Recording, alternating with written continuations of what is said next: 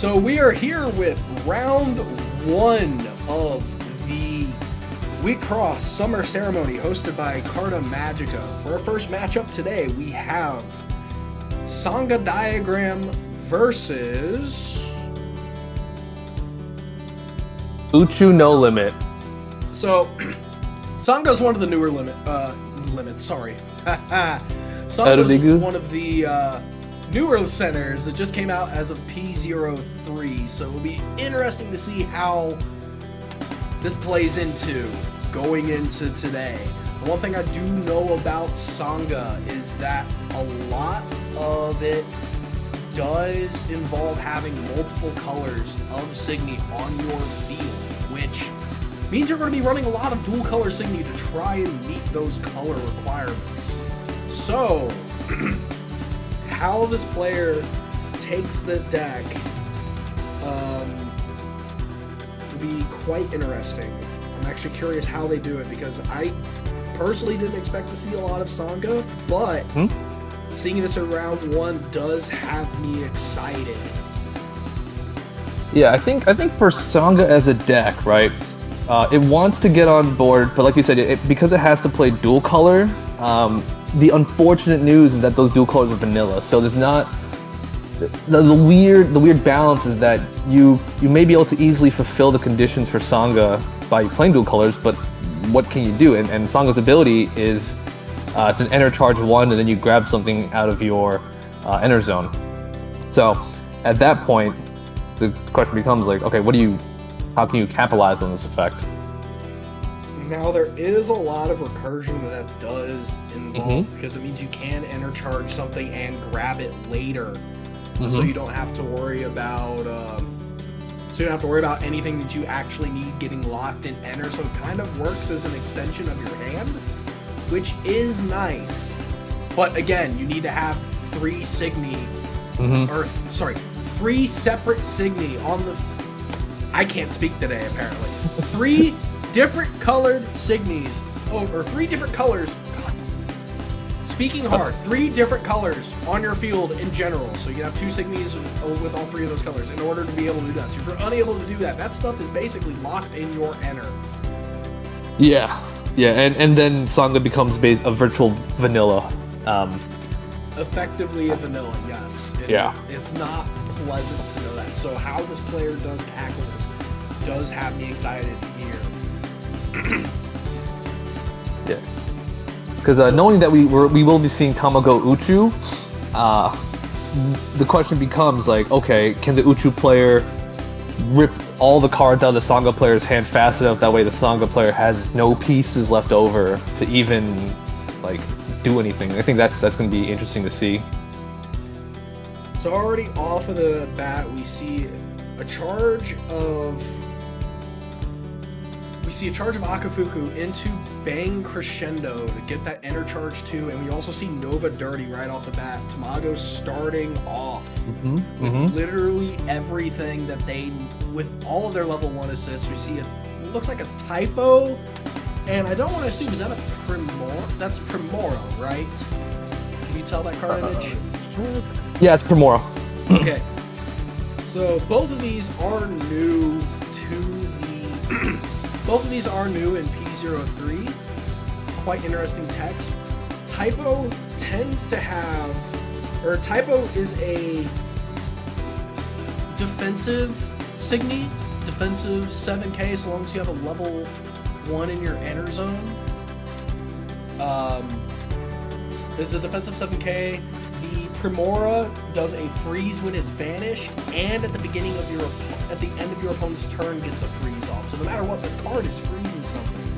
We see the opening play of Zhao Yun, which is a really good play as well for most decks that can use it, since it can't be targeted by a lot of things. I'm not sure how much it will do in this matchup, knowing that Sangha does have to play a lot of vanillas. There's not really a lot that Uchu players to worry about. This is basically just going to be a free run over for the Sangha player.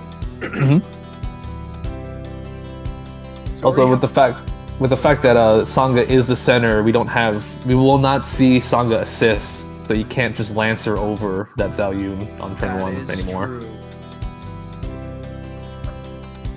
Although it does have options for assist, since Zhao Yun can't be targeted by Lorigs in general anyways, we do have the ability to see power move, which we do see popped out right away. Yep. So power move in itself will just give negate K to the Signy on the field. Ideally, it would do the Zhao Yun. We do see the Zhao Yun play here. To get it off the stage, so that way other things can be targeted. So that way Typo can be targeted with the rest of the stuff. Do see a lot of Lorig removal for anything with Shadow Signy, just because if you can't target it anyways, it doesn't matter. Yep. Yeah, I mean, it definitely... I definitely think the Sangha player is going to try to push for early damage. Like, this is the moment where you try to go for as much damage as possible, since as soon as the Tamago player is going to go level 2, they're at free range to just pose an entire turn from there. And then that opens up the gate to dump your hand discard strategies. That is true. And given the fact that Tamago does tend to play as a slower deck in previous sets, I haven't had a chance to play around with Tamago much in this set yet, but given Tamago does tend to play as a slower deck, you want to try and get it down as fast as possible in order to prevent as much destruction as it can. So as long as you keep hammering down on Tamago, you'll be fine. So we do unfortunately see no bursts out of either of those to try and prevent any damage. And foregoing the Lorig attack? That's interesting. Actually interesting here to forego the Lorig attack. Especially knowing that there's a servant showing in the Uchu player's enter. Like, that could have been easy read that they might not have one at all. Well, we'll see what he has in store. Maybe just doesn't want to give him too much too early. That is true. We see the road to Tamago 2. You can get rid of the servant out of enter. That means he's most likely not playing the bang that can get you something back from your ender zone. And already off the bat, we got double Premoras right on the field, putting a little bit of pressure on the opponent to say, yeah, you can take care of this board, but it's either you attack and lose those attackers the next turn, or you don't attack me and I get to keep stuff going. Straight into attacks here in the open slot, which is interesting. But we see an Imp get burst off of that first damage, and then Tamago just swinging in, which that looks like a Churin to me. Yes, that is indeed a Churin. So life bursts avoided. I do find it interesting when it comes to some plays about not attacking with your upped Signy, considering there's so many things in the Diva format that can deal with upped Signy. I feel like you would want to down those to try and keep as much board presence as possible. And if those Premoras did get vanished, then that's that would just mean that those imps, the Imp and the Water Buffalo on the opposing stage would just get to stay down. You wouldn't have to worry about it. They'd have to be enter charged off or trashed on the once per turn. Yeah. I mean, in this kind of matchup, knowing that you're playing against the color combination of black, green, and blue, I would say you're pretty much safe to leave stuff upped. I think red is really the heavy upped keyword in Life Burst. If there's any black Life Burst, they're just straight up, minus power. So at that point, it's I would say it's a moot point. I think the Uchu player is just trying to not give them any enter, just have bigger guys on the field that do present a problem. This way, if they do get vanished during the Sangha player's turn, then that's essentially he stops 2 turns of Signy attacks, technically. Because if it does get vanished in battle, they do have the option to down and freeze another up Signy, so that's one less Signy attack that the opponent has. We're already seeing the grow to Madoka float here. So everyone loves a good graceful charity. So we got both. No, that's not Graceful Charity. Graceful Charity is Chime of the Blessed Key. What do you I'm sorry. Yeah, this is better than Graceful Charity. What am I saying? It's like Pot of Greed, just yeah. extra steps. But, so we got both of the assists out. We see Music of Power. I know I just said this earlier, and I already forgot the name, because she has like 3 different things that start with Power as her assist. Power, Move. You have Power, Move, and Float for the level 1s. I think off of the once per game in this matchup, off of the once per game that Sangha has, because all of the diagram Larigs have the once per game. Shove a level 1 diagram Larig back into your Larig deck so you can recycle it for later. Honestly, I feel like in this matchup, depending on how it plays, you want to use the power move if you can. But if that's, again, matchup depending, you might also want to prioritize the Madoka Clap because it's discard 1, get 2, or it's a +2 from your hand, so you save the once per game for when they go for Hampanai Destruction or any other hand destruction. You have Madoka to get your hand back into a working order. You don't have to worry about Hampanai after that. You just have to worry about random drains and the like. Yeah. Once you weather the discard your whole hand storm, I think Diagram as a whole has so many tools to just replenish the hand and kind of come back from that position. Since not only do they have Magica Float, they also have their Peace card to get back three Signy of their choice from their trash. So Hydra's natural planet here is quite the interesting thing. It isn't big enough to get over any of the Primoras. However, because it does look like there is 2 level 1s. Yes, there are 2 level 1s in trash now, so that Hydra's is now a 7k regardless. We see the ring attack go through, not even bouncing into those Primoras. The Primoras get to live another day. And they get a free freeze as soon as he says end turn. It is a free freeze, correct.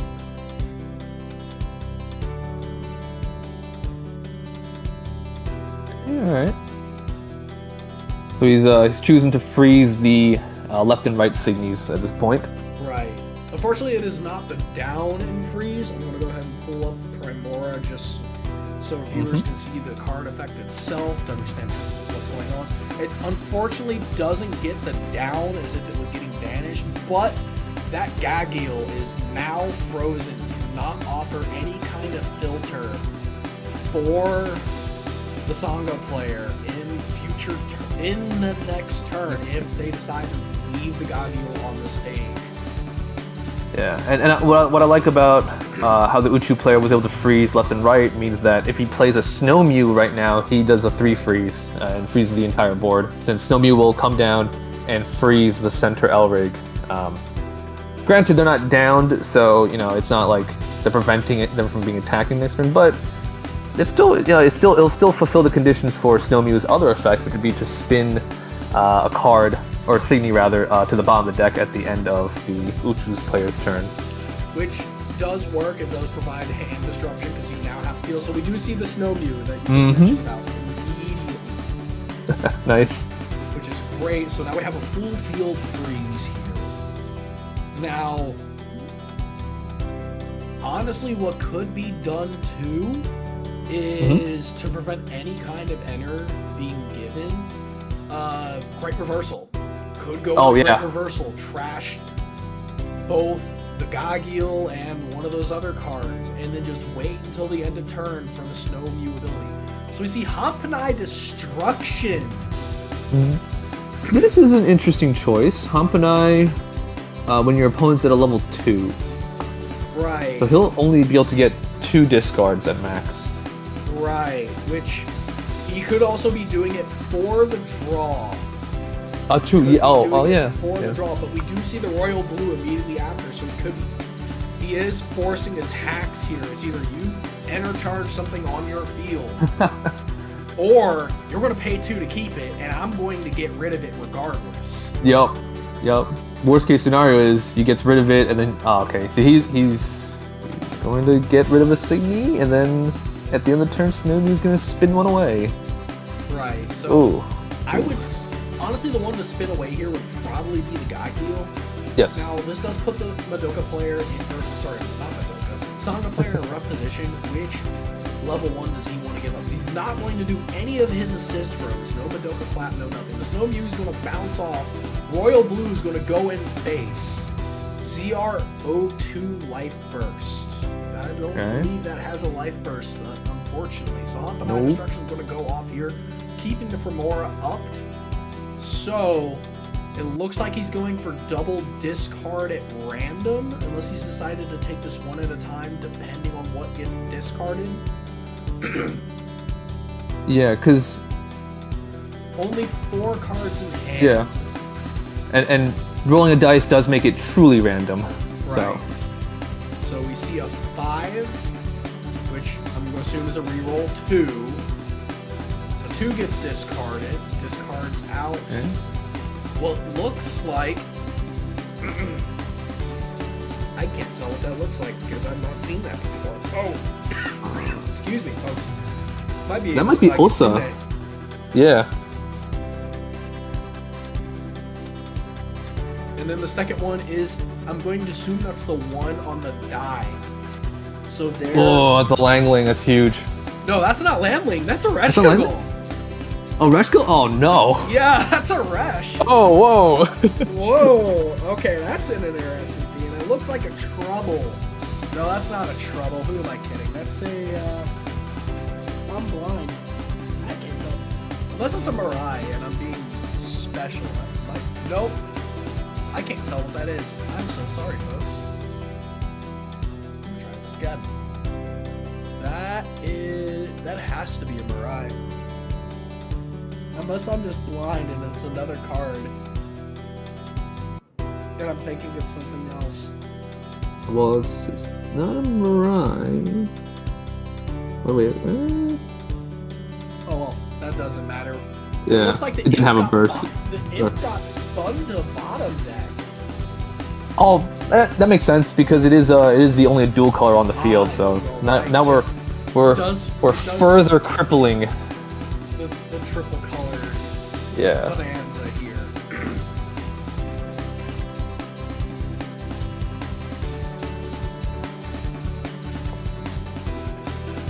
See, Osage Kitsune get intercharged. Osage Kitsune gets paid out. Oh. 2 Osage Kitsunes get paid out. Growing into level 3 Sanga.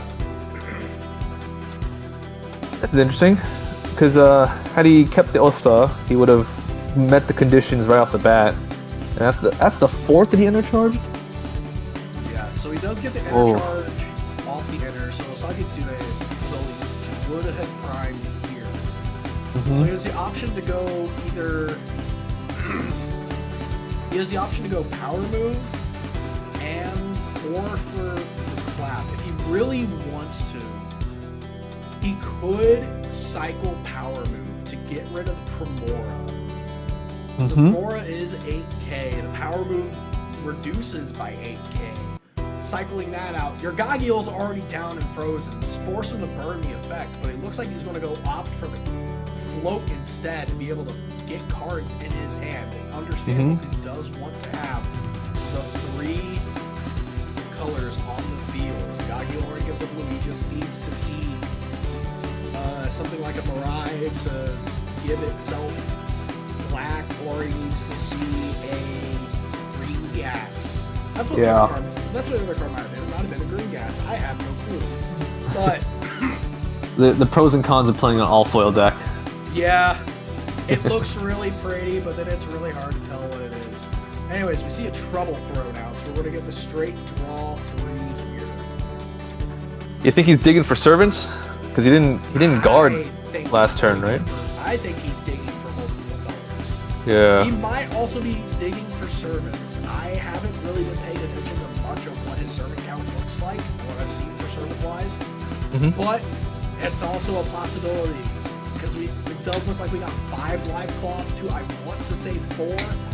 Hard to tell with single color sleeves. So roughly about the same live cloth. Servants wouldn't be that much of a priority. Tamago doesn't really do a lot of front end damage to begin with, unless running Great Reversal to get rid of Frozen Signy. So a lot of Tamago stuff is hoping that you run out of hand and only able to play off the being able to draw 2 cards a turn off of just normal game actions to leave an open slot to get that damage in.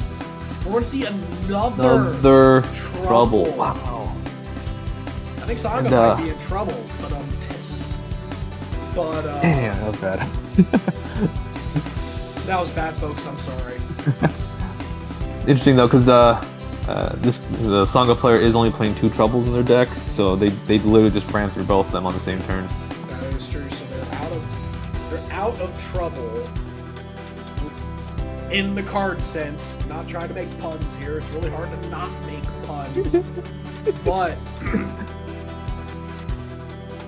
Now the real question is, what do they have that can contest this board? There is Royal Blue on the field still. We'll see a Churin get entered into center, get its ability off. So we get an enter charge. We see, oh no, an Osagi. I think so they're all gone. Tsune. Oh my god. Okay, that's so we're not seeing anything in terms of Osagi Tsune getting any kind of Lancer damage in here. I want to know what his great as a trash card count is. I didn't recognize the art. It's the new servant. Okay, gotcha. Thank you, White Ryzen, in the chat for disclosing. I completely forgot about the new servant art because I only have one of it, and I don't care about the arts until I have it in a full play set of foil. So. We've also seen the same servant art for 3 sets in a row, so it's kind of weird to get a change. Yeah, I know, right? So we get a Landling out. Landling is going to pay to give something minus 5,000 power. The only realistic target is the Snowview to open up damage. So we'll see the Snowview get intercharged away. Now, Tamago has both of their defensive assists up here. They could go into Bang the Capo, or they have a servant in hand and want to save Bang the Capo for a more destructive turn on the Saga player. And they do have Nova Slash. Yeah, Nova Slash. Slash would be really good here, getting rid of the Langling. That'll be just. I wouldn't get rid of the Landling. Excuse me. I'm trying not to cough in the mic, folks. Okay, so he's opting to Azure Black Gaia, giving. So we get random discards here. Discarding from the discard player. You know, that's the one thing I always complain about when I play Tamago into No Limit. Why does Ray get to do what I do, but better? And cheaper. Blue Whalen. That is a good matchup. That is a good card, in my opinion, for any Uchu deck. Just because they have a lot of hand generation. Right?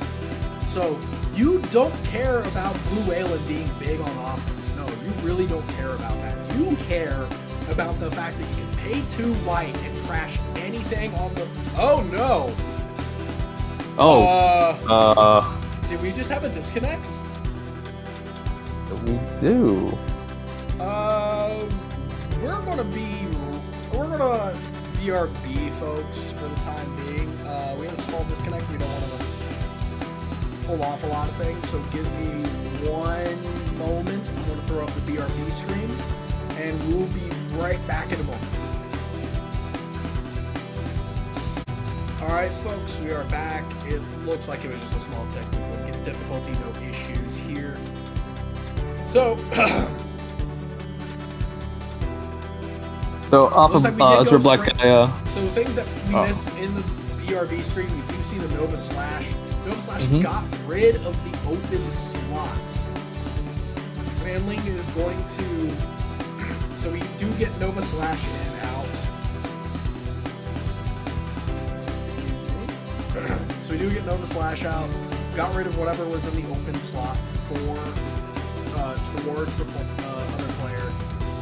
Primora is going to get banished. It looks like it's just going to freeze the Landling because the Churin can't do anything against the royal blue anyways. See the circuit discard off of the Sangha attack.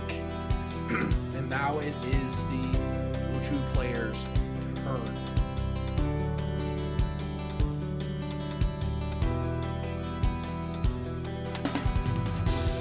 Yeah, from this standpoint, man, having that royal blue just like stand there and the opponent has no enter.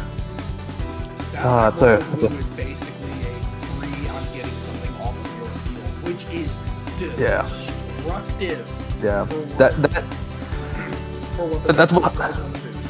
Yeah, like that's what Uchu needs. They just want easy ways to just open up lanes since they don't inherently have the kind of removal that other decks do.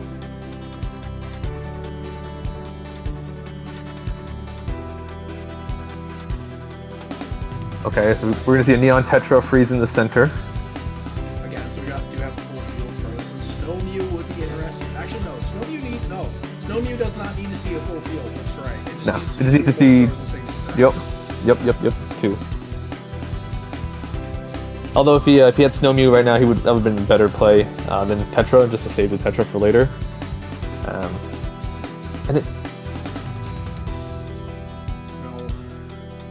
And it looks like he's off. Blue? Okay. So we got double. Oh no, boy. Now this is interesting here. So basically, I'm getting rid of your entire field. And you can't pay the taxes to get over it. He can't even grow his assists. Oh lord. And you can't do the thing where you let one die and then you pay the cost for that one because he doesn't have another. If he doesn't have another one. Actually, no, that's a lie. He does have the ability to grow into his assists. It's just going to hurt him immensely in terms of cost. Because the royal blue is at the beginning of the attack phase, right? Turn player gets their attack phase priority. And then the opposing player's defense step. So, he does have the opportunity to grow in his defensive assist, but what can he do in this situation? Because Clap costs 2. Like, Clap costs 2, and Power Bomb both cost 2. He can do one or the other. He can't do both reliably. And honestly, on his resources, Clap is going to hurt. Actually, no, not really, because you can down 2 with Clap. You can only deal with 1 with Power Bomb. So if he really wants to save base here, you probably want to grow into.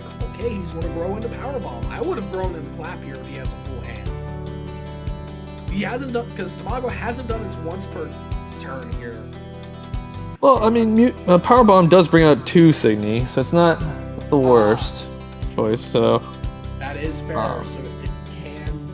They do get trashed at the end of turn. They do provide defensive options. That is correct. Yeah. So it is about the same power level as Clap and get to hold on. Yeah. So the royal blues are not big enough. I do not believe the royal blues are big enough to take care of those. So it's not going to provide any enter to the opponent anyways. So they're just going to attack in. Oh, a Mirai Light first. Alright. That's going to be quite interesting. So he gets the enter charge. But unfortunately, it only stops Signy damage, so this Tamago swing is just going to go face in. We see a Resh. Resh is just a... Resh Kagol is a big power. It could kill a royal blue. Right. So not too bad. But it looks like he's at 1 life cloth and it's 1 to 5. That's a pretty big gap to close right now. Right. So we will see what happens here in that case, because it does get rid of 1 royal blue, which is nice. Royal blues do sit at 10k.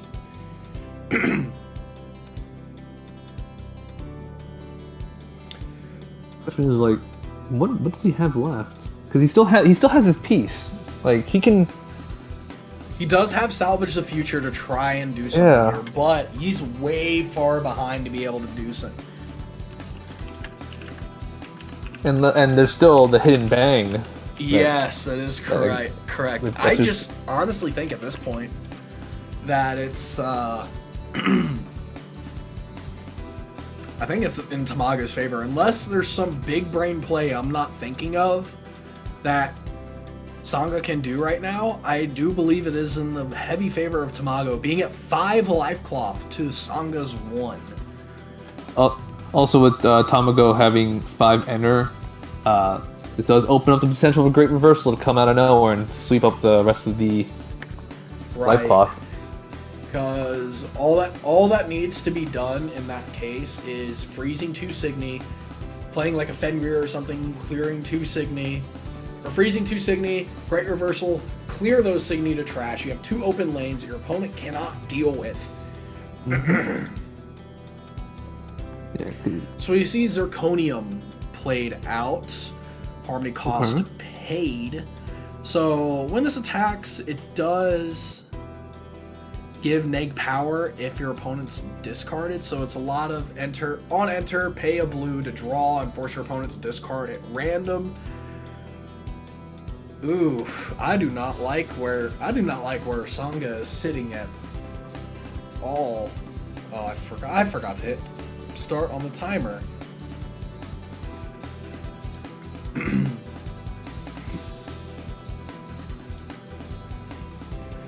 So we'll just hide it for now. I'll keep an eye out on to announce end of time, which is looking to be roughly about 2 minutes for the official end of time, but there is 5 minutes of overtime. So at XX 35 minutes, there will be 5 minutes of overtime to determine who wins at that point. Otherwise, it will be a double loss for these, but I do believe this match will be relatively over soon. Yeah. Yeah. So, we see another Gagio play to force a draw, discard. So, ZRO2 won't activate off of the... does not get the neg 8k to say get rid of Tetra. So it looks like we're going to see the full 3 paid out for Bang Da Capo to be played from the Uchu player. So that means the next 2 damage that gets dealt just doesn't happen. But that does still leave room for the Larig attack unless there is a Signy not a Signy, sorry, a Servant in hand of the Tamago player. So this could just be still stay at 5 life cloth, or just keep the Servant for later and just take the life burst. Yeah, just get 1 free enter. Yeah, it's 1 free enter. They have 5 life bursts to spare. ZRO2 is going to get rid of the Neon Tetra. The Gagil is going to swing in, gets nulled. This is unfortunately that's not good. Unfortunately, that's automatic. Yeah. Like, it has to be done. So that last life cloth for Sangha no longer exists. So they have to pull all the stops to be able to win this match right now. They are on death's door with this. Yeah. I'm curious to see what that last life cloth is. I am too. It is Mirai. So that actually might have helped. No lie, that might have helped. Yeah. Just think about it. Great reversal. Yeah. That damage happens. The next damage doesn't happen. Oh, Royal Blue Life Burst. That rig is down and frozen. It's not doing anything. It's not doing anything. If the Sangha player somehow lives, Sanga's not swinging in at all. And that's a free. And so because it was also. Oh my god. Also, there's a frozen Signy now, so all the Uchu player needs to do is just field. Right. So we'll see if that actually happens here. Yeah. I don't see why it wouldn't, but we do have to wait and see if that is indeed what actually happens. Have we seen Fenrir at all? Unless they're all in the life cloth, I haven't seen any get discarded. I haven't even seen any played or drawn. Yeah. Little hand flashes that I sometimes see. So, Fenrir's a pot. What was up? Small disconnect. Small stutter. Technical issue. But it was a quick back and forth, so it should be fine. Mm-hmm. There's a Fenrir. Speak of the devil, and she appears. He must have been holding that all game. Oh, I don't doubt it one bit. So Fenrir finishes off the freeze. We're going to see 3, and here comes the great reversal. Already seeing it now.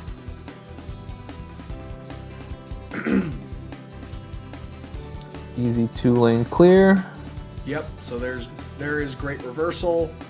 Honestly, good targets here would probably be the Gagil and the ZRO2, just because they're the biggest threats, but he's just going to get rid of the Churin. So there's 2 open slots. Magica Clap can stop 2 slots still. There's a oh, there it is. Yeah. Forcing the player to decide, basically sealing the game there. While Magica Clap can stop Royal Blue and Fenrir from swinging, the fact that Gagil is still frozen and Royal Blue can banish a frozen Sigmy, they're not going to have enough enter to pay for all the nodes of Magica, because it's a 2 grow cost, it's a 3 for one of the down, it's a discard 2 for the 3rd down. So this game is sealed. We'll still see how it plays off, but this is indeed a game for the Tamago player with the play of that Royal Blue. Actually, here's a fun fact. The Uchu player has no more cards in their hand, so they don't have a 3rd Signy to field. Oh, no, I didn't notice that. Because I was like, this guy isn't just immediately slamming the 3rd Signy. I'm like, oh no. Oh no. All right, I might have spoke too soon. So here comes Magica Clap. All right. So yeah, you're right. He gets to provide some breathing room. He's got to discard. Does he even have 2 cards in hand to discard? I mean, okay, if he had exactly 2 cards, then that means he does have a Servant, which means that if he has to have 4 cards in hand and pray. He literally has to have 4 cards in hand, and one of those has to be a Servant. I see 3 cards in hand. Oof.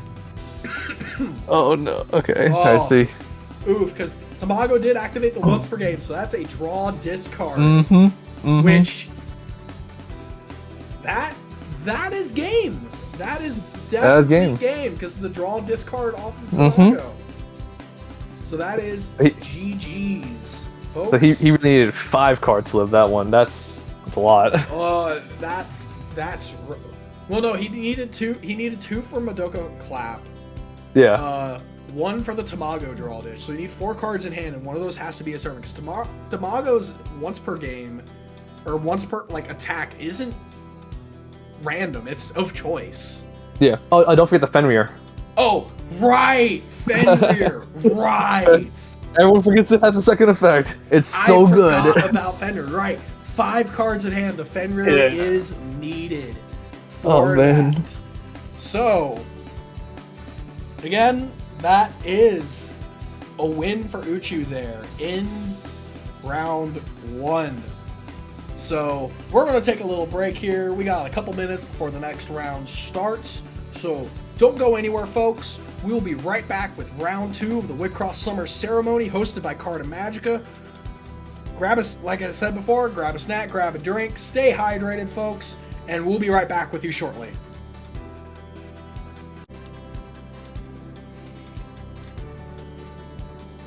So, we are back with round 2 of the Wixoss Ceremony, hosted by Carta Magica. During the break, I'm sorry for hot miking. I click wrong buttons. I blame the meds I'm on to get over this cold.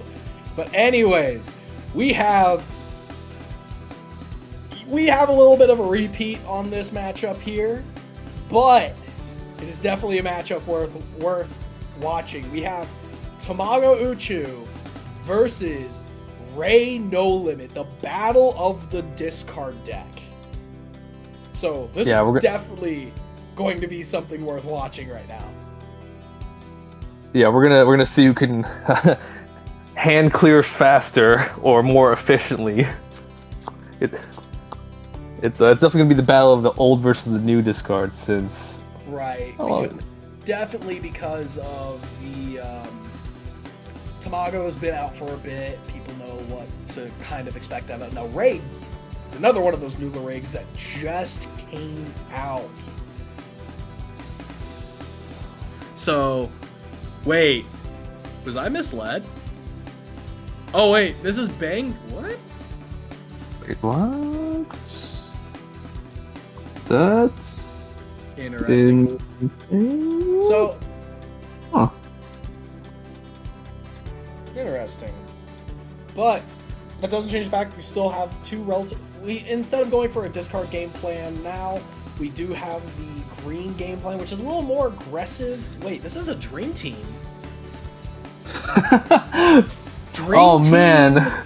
Bang, Harana, Tamago versus No Limit Ray. Alright, so we definitely got one heck of a matchup. It appears I do have a little bit of wrong information on my end, so let me just update that really quick. If you don't mind taking over some of the commentary for a bit. Yeah. Okay, well, we got a dream team. This is interesting, because this color combination, we've previously only seen this in Ancient Surprise, so that means they get access to Ancient Echo, which I'm really hoping this player is playing, because I think that card is fantastic, especially in this matchup. But with Bang and Center, so with Bang and Center, you lose the ability to get a free Vanish, not Vanish when you grow into it, but you still get access to the ultimate, which will be giving green cards Lancer. So Osa's still in play, which is kind of all the deck really needs. You still have to play, I call it Initial D, it's Influent D. But then you also get access to the red package, so now we could see anything between Romanale and Lancelot's. And this is actually a very interesting opening move, because the Dream Team players going with a Servant in the center, and that's pretty bold. Haven't really seen too much of that in recent times, since in most cases you would want to keep that in your hand. And also, that's an interesting choice for a Tamago. You get to spin something to the bottom. Looks like he's just focusing on getting free damage and trying to go as aggro as possible. And we do see Hijikata go out of play into enter from that. and a Servant Live Cloth gets back the waffle. Oh, sorry, the Firefly Squid that was used to pay for random drain last turn, so that's pretty good. But that is 3 free damage, and that also shows that the Ray player does not have a Servant in their hand. And depending on what the Bang player has, they may or may not have another Servant in their hand to guard. Or they may have only Servants in their hand, so that's going to be also interesting if Ray pulls off more discards during their turn. Let's see. What Haranas could they be playing? I think if in this case, in the matchup, or just in general, if you're playing Dream Team and you're trying to play as aggro as possible, I think trying to play as many Vanish Haranas could be the best solution, and then trying to go for a defensive Tamago, because if you play the Haranas that enter charge you 1, they're basically free grows, which feeds into going into Bang really, really fast, or as fast as possible. It should be turn 3.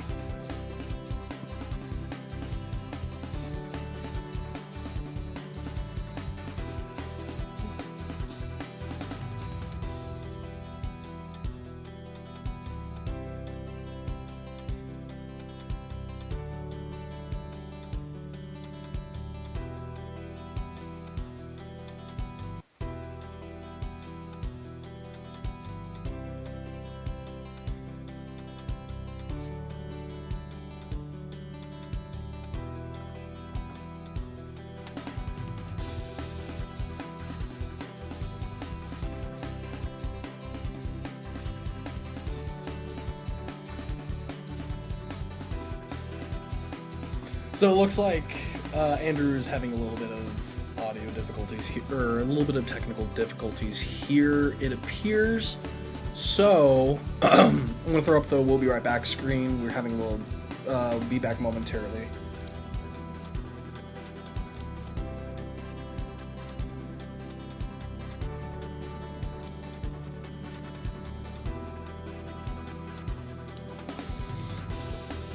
Okay, so it turns out it was a little bit of an internet hiccup on both of our ends. So we see the grow into Bang 2 here.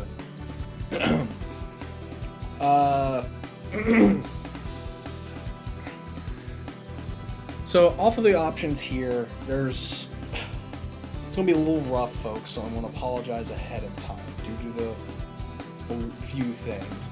But nonetheless, so we see the grow into Bang 2. We see a Snow Mew,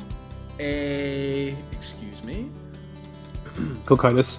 A Cocytus, and a Regalicus on the Ray player. See, Kiyosumi played out to centers, not rearranging the board in any state. Lancelot's going to pay to get rid of... I'm going to assume the Cocytus.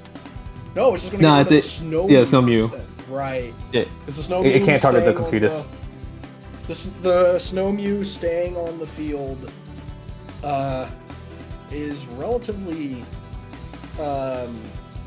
dangerous in a sense, just because of the constant wanting to freeze, amongst other things, forcing the discards. Pandata on the left-hand side.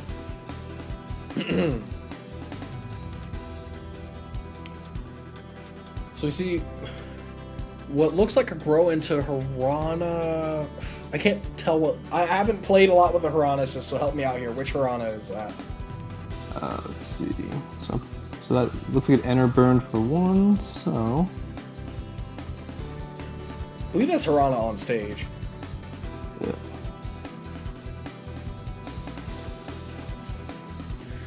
Oh, we're not even going to have time to look into that. It's going to go straight into the Hirana level 2 for the for the assist grow. We're just going to go straight from 1 to tune. It was Hirana glowing into Hirana power on.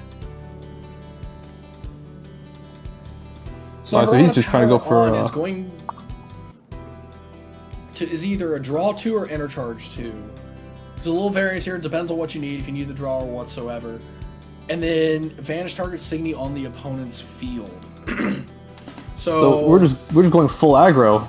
Yeah, right out the gate. Open the board now, swing damage. I mean, that's fair. They're at 4 life cloth. Similar to the Tamago match from last round, you do want to force Ray into a position where her discards are going to matter more offensively than defensively. So we're going to see the Regalicus get vanished off of the Hirana, power on. Interesting choice here.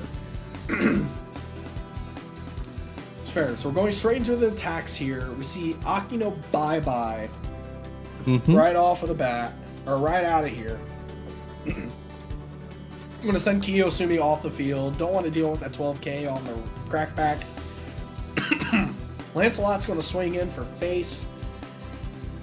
Actually, I think the screens are mirrored, so that Lancelot's swinging to Cocytus. Oh, that might be the case. If that is, that's actually kind of interesting, because both of the screens look correct for me. So I wonder if it's different for other people. Yeah. They spent a little bit of time just coordinating which was which. Right, which I do appreciate that. Does avoid a lot of confusion later on, and I appreciate that they put that out of the way in the beginning. Right, that does help out, especially with online. Not everybody has the same exact setup. So we see the Ray grow into level 3.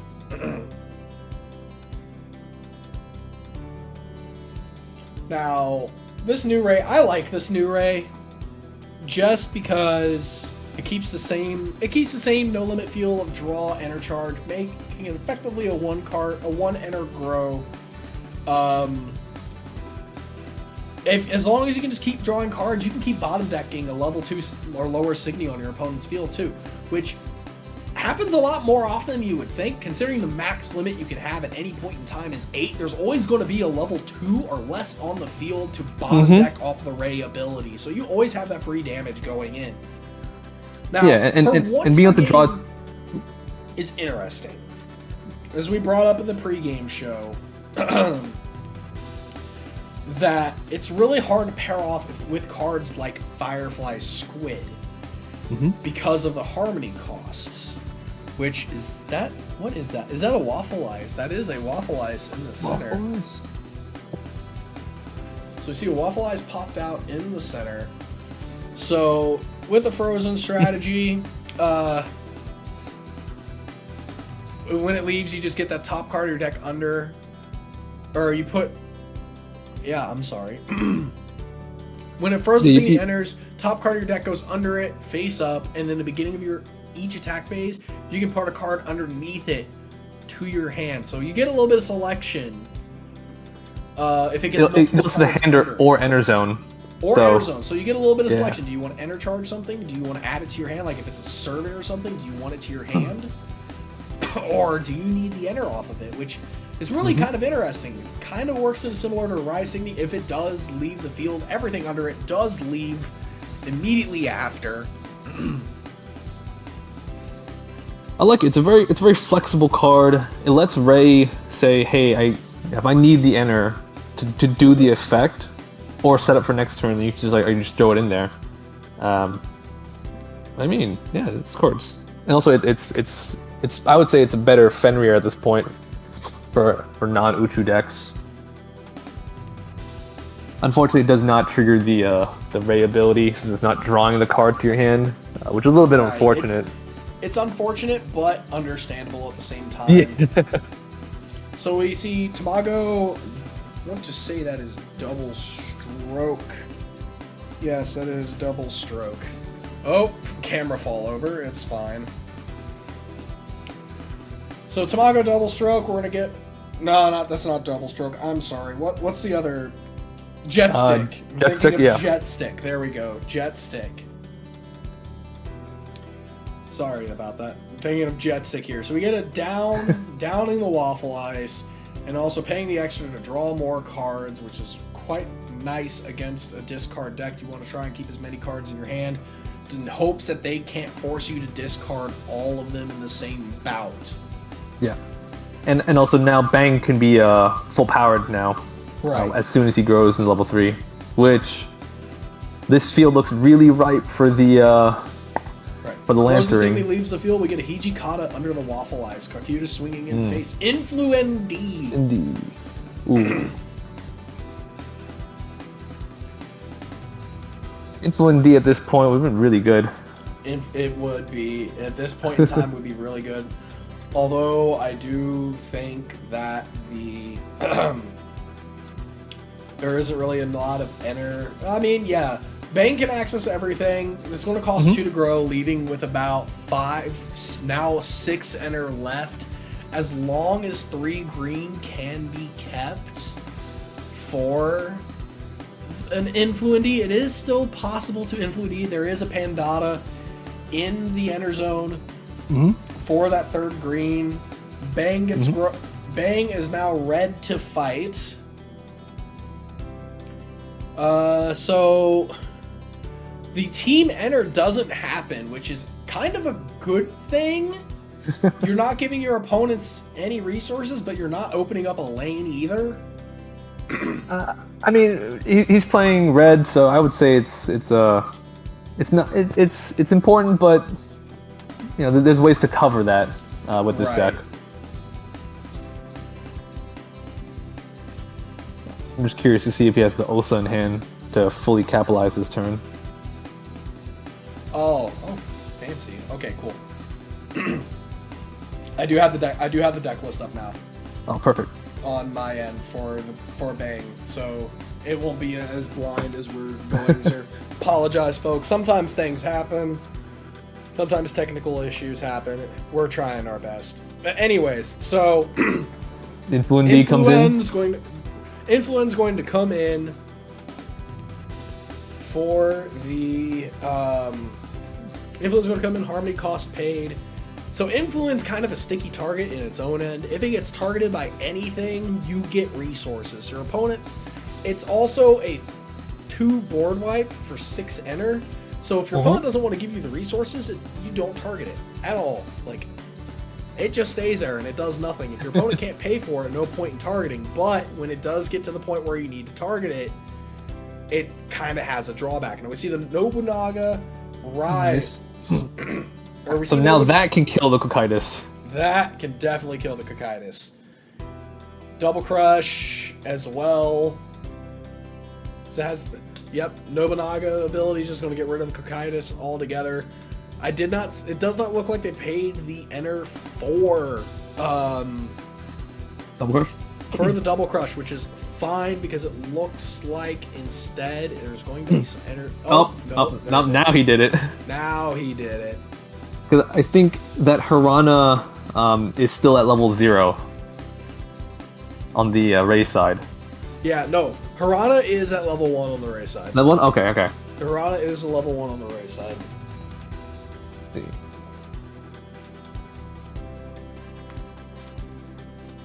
see. So, no longer have the ability enter for Influent D. So Influent D is kind of a safe target here for a Hirana level 2. Mm-hmm. Well, it's also gonna get Lancer, so right. It's the only valid target to get Lancer. Yes. So Waffle Ice is going to put that card into enter. Smart move. We're seeing it throw into one of the new Hiranas. Hirana Stomp, I believe. Hirana Stamp. Stamp, oh. Oops. Stamp, tomato. So it's a straight vanish, going to get rid of the note. I'm sorry? I thought Nobunaga was 13k. It's 12k or less. Nobunaga is 13. You are right, Hellfire. The Nobunaga is an invalid target. That's so. Realistically, the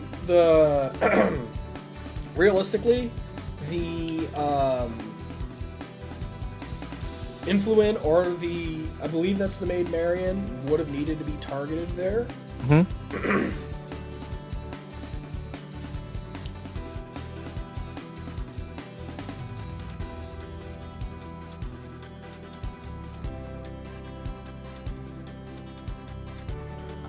So that Nobunaga still should be on the field, since Hirana Stamp can only hit a 12k or less. I know I'm not misreading this card reading it. I have it in front of me too. Reading this card. Yeah. On my own personal end.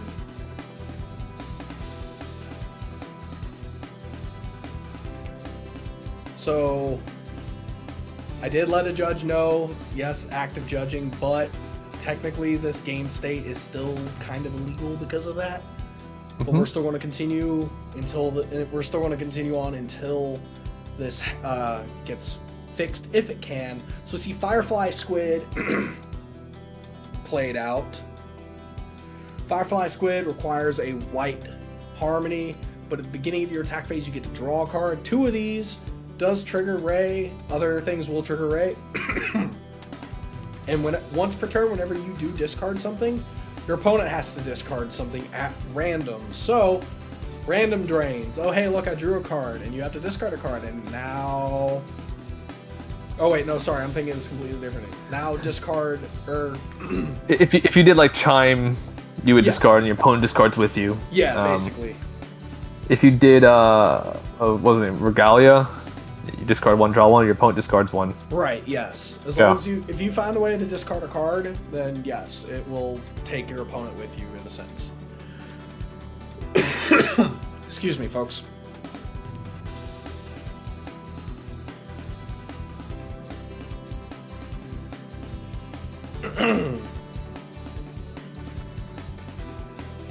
So I do not know if a judge has joined. It does look like something is going on because there is a pause happening. So I'm going to throw up a be right back and keep an eye on what's going on. We will be back once we see a resolution here. So, looks like we won't be going back to that match. It looks like after judge intervention, there was a concession by one of the players. So that match is now indeed over by the concession. It looks like a lot of these other matches are getting close to wrapping up, as it is about the end of round time. I believe we have another 6-ish minutes. So we're going to take a little bit of an extended break on our ends just to kind of reorganize everything that was going on, just to kind of reorganize our notes and such. So don't go anywhere. We'll be right back with round 3 of the Wixoss Summer Ceremony, hosted by Carta Magica. We are back! Round 3 of the Wixoss Summer Ceremony, hosted by Carta Magica. We have another matchup with the new Lyrigs today. We have Nova versus Old School Hirana. Now I don't know exactly how old school we're talking about here, but trying to get as many of these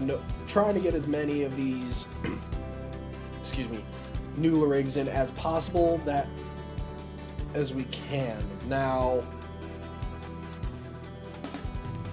seems that players are still setting up. Go ahead and start the timer, because that was hit.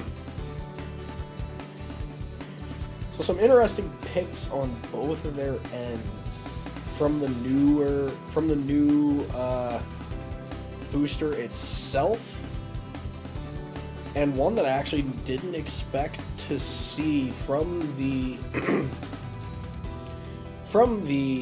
Hirana player, but I expect it's more so for the Life Burst, and we will see if it pops up.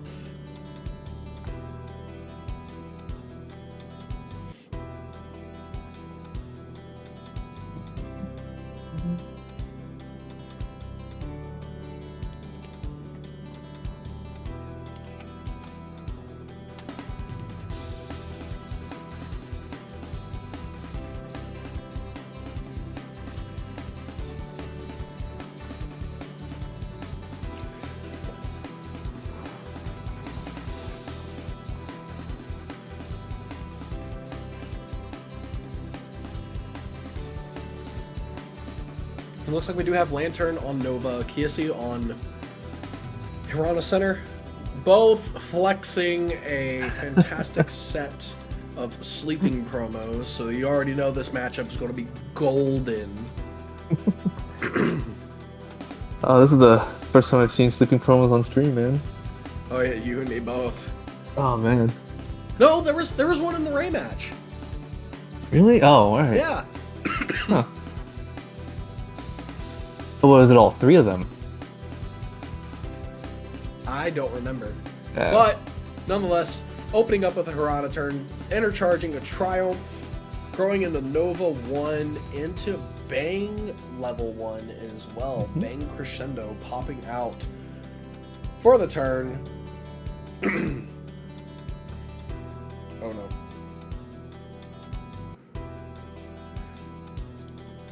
Intercharging a Demeter and another Triumph, it looks like. Looks like we're going full defense here. Which isn't necessarily a bad thing. We got Typo and a Zhao Yun, a very... which, the Typo requirement is met immediately. Mm-hmm. Due to there being Triumphs in the Enter Zone. Zhao Yun's just a body, which is actually really good in this matchup. So, Typo can't be vanished by Romeos. Zhao Yun can't be vanished by Romeos. So the only thing that could stop it is Deafening Inferno. Deafening Inferno can get rid of these. That is correct, but are they going to waste a Deafening Inferno on either of these two Signy is the better question. They're not really that much of a threat at this stage in the game. There's other targets that they might want to prioritize more so than that. So we're going to blank swing into Typo. Fenrir Life Burst off of the Zhao Yun. Swing. And is going to take it. Ishikir Maru. So Ishikimaru is another one of the new cards from P03. Similar life burst to Haniel. Look at 3, either add 1 to hand or put 1 on the field. So there isn't really much you can do to put something on the field here. So it's basically look at the top 3, add a Signy from amongst them to your hand. So if there's a decent selection of level 2s on this up here, then it would be good to grab. It looks like he's going to get a Demeter off of the Ishikimaru Life Burst. That's a pretty good pick, setting up for level 3 plays. Because looking at this, I mean, I think you just want to wall up and try to survive out the turn 2 Hiranas, since at that point they'll have access to Lancelots, and if you wall up with more Zhao-Yuns, or if you put down the Ishiki, that's going to be 12k on the Hirana's turn. They're just going to be staring at it. Yeah, Deafening Inferno can't touch Ishikirimaru. Lancelots and Romels can't touch typos.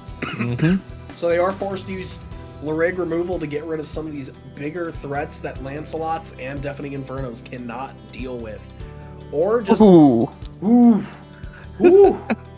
strong! So we're just going giant wall. The Great Wall of Ishikirimaru has arrived. So these will be 12k on defense. Not so great on the offense spectrum, but there isn't a lot of defensive Larigs there isn't a defensive Larig that No Limit has access to at level 1. So we're going to see these stay on the field for this. Servant Guard for the Larig attack.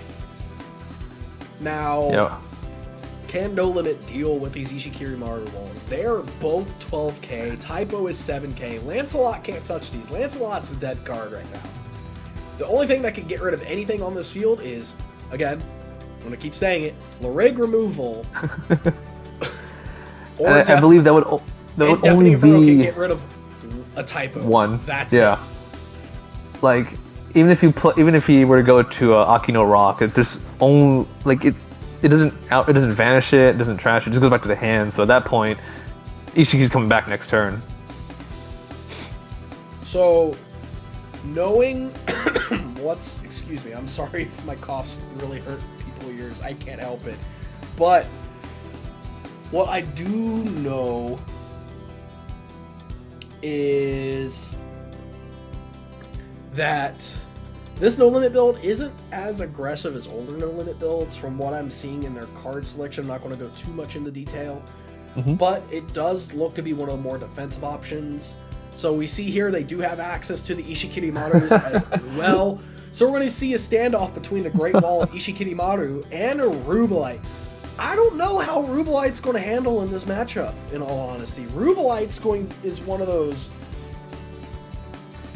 It's one of those cards I really wanted to build with in this set for any red deck, just because it looks like so much fun. So anything that targets it just gets banished. Target it with Fenrir, Fenrir, bye. Target with anything, bye.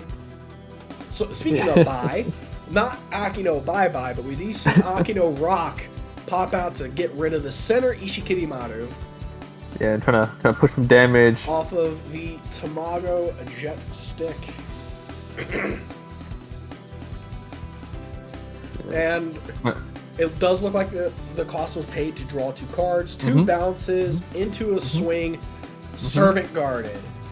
Nova no damage. What Nova does best in preventing damage. 6-5 life cloth.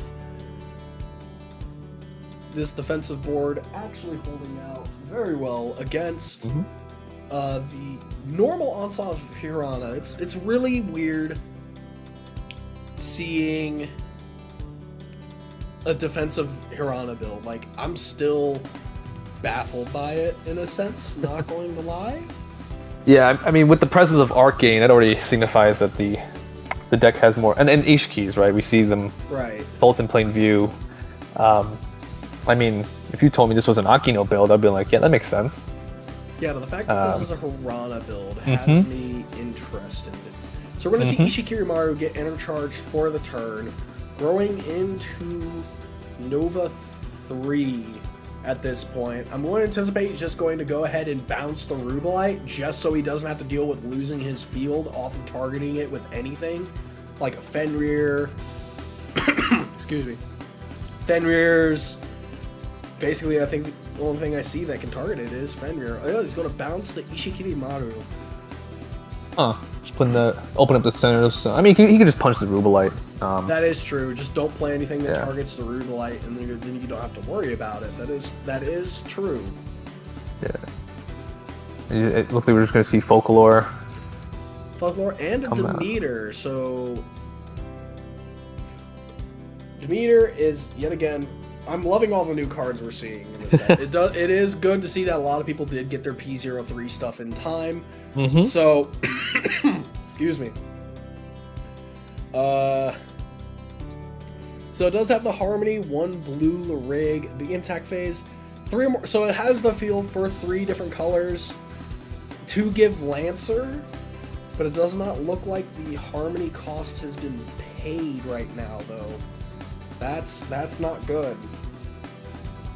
Because unfortunately, Harmony is not optional. Or Harmony is... if you don't pay it, you have to pay it, but if you don't pay it, then it comes into play.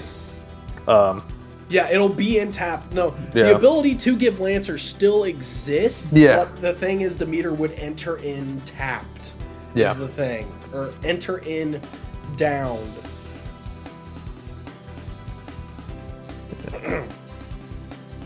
Looks like we're just gonna see Typo Lancer over Rubel. Yeah, that is true. Nova will swing in Servant Block yet again.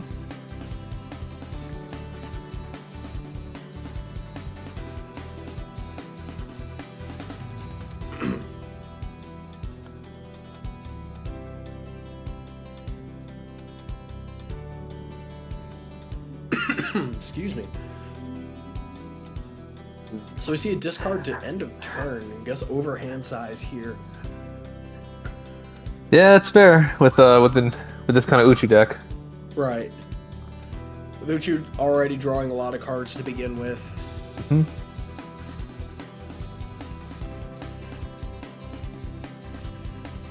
Alright, so our no limit player has a lot of enter to work with. I mean, we can see Rose Quartz come out and just start cleaning up the field a little bit.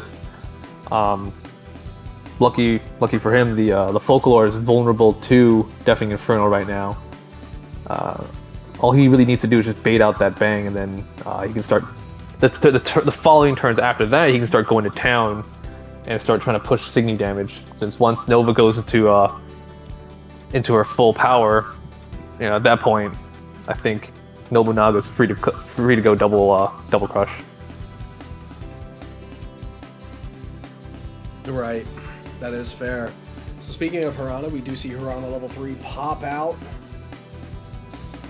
Will we see the instant Glory Grow Slam as soon as he enters main phase?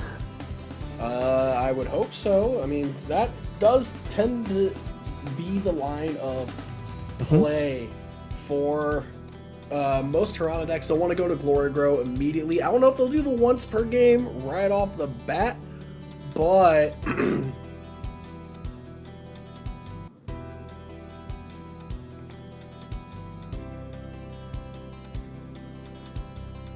Yep, there's the Deafening Inferno. Deafening Inferno, probably to get rid of the Folklore or the Typo. Oh! Wait. Is that... Okay, that is the one cut-in we have. End of turn is being played right now. Oh? And that's definitely... That's definitely impactful right now. Right. Now, end of the turn, a lot of the times I see it being used for a... a lot of the times I used it seen as a consistency piece because it can grab something. But I'm guessing denying the Deafening Inferno here was a lot greater of a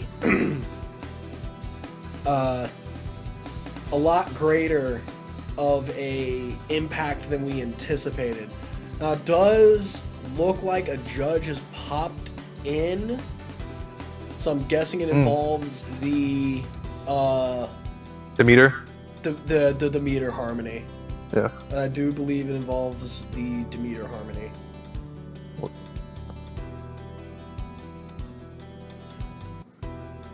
So I don't think this is something we need to I don't think this is something we need to go back on, or we need to pause on. It's nothing like Nobunaga getting targeted off a stamp and getting past a point. It's simple, easily just down the Tamago. Since everything happened as if we down the Tamago anyways, just down the Tamago. Everything will be fat. It's not like the Nobunaga getting stamped from the last round, which is and it's not like he played, two Demeters right in the same turn. So I mean, for game state's sake, it's very fixable, since he also didn't have any effects that did not that required downing both his Elrigs.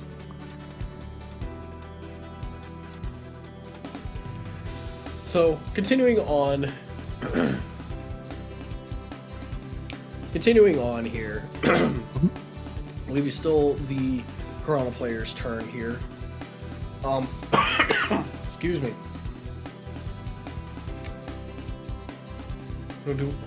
I do actually wonder if we will see the Gorgo here.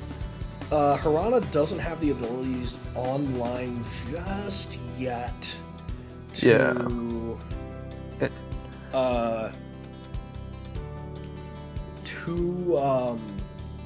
start the guard recursion. So right now, no matter what, any kind of time for Glorgro would be perfect, because he just turns the guards in Nova's hands. Completely useless. Yeah, I agree. I think in this scenario, look at the board state itself, right? He can't push any Signy damage. He did not put down a Rose Quartz or Nobunaga to push any more damage in. Right. But so I think this might be if the only like time that they can get damage. Conversely, you're right though. He could wait out the Glorgro until Nova starts doing the recursion, and then be like, no, your recursion doesn't matter. Right. Yeah.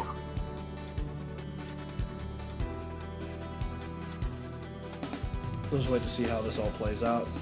There's still a judge in the call. We'll give it until the 22:30 mark on the timer, just to make sure we can see some gameplay in a sense. So it looks like they're finally resolving the harmony stuff on our end.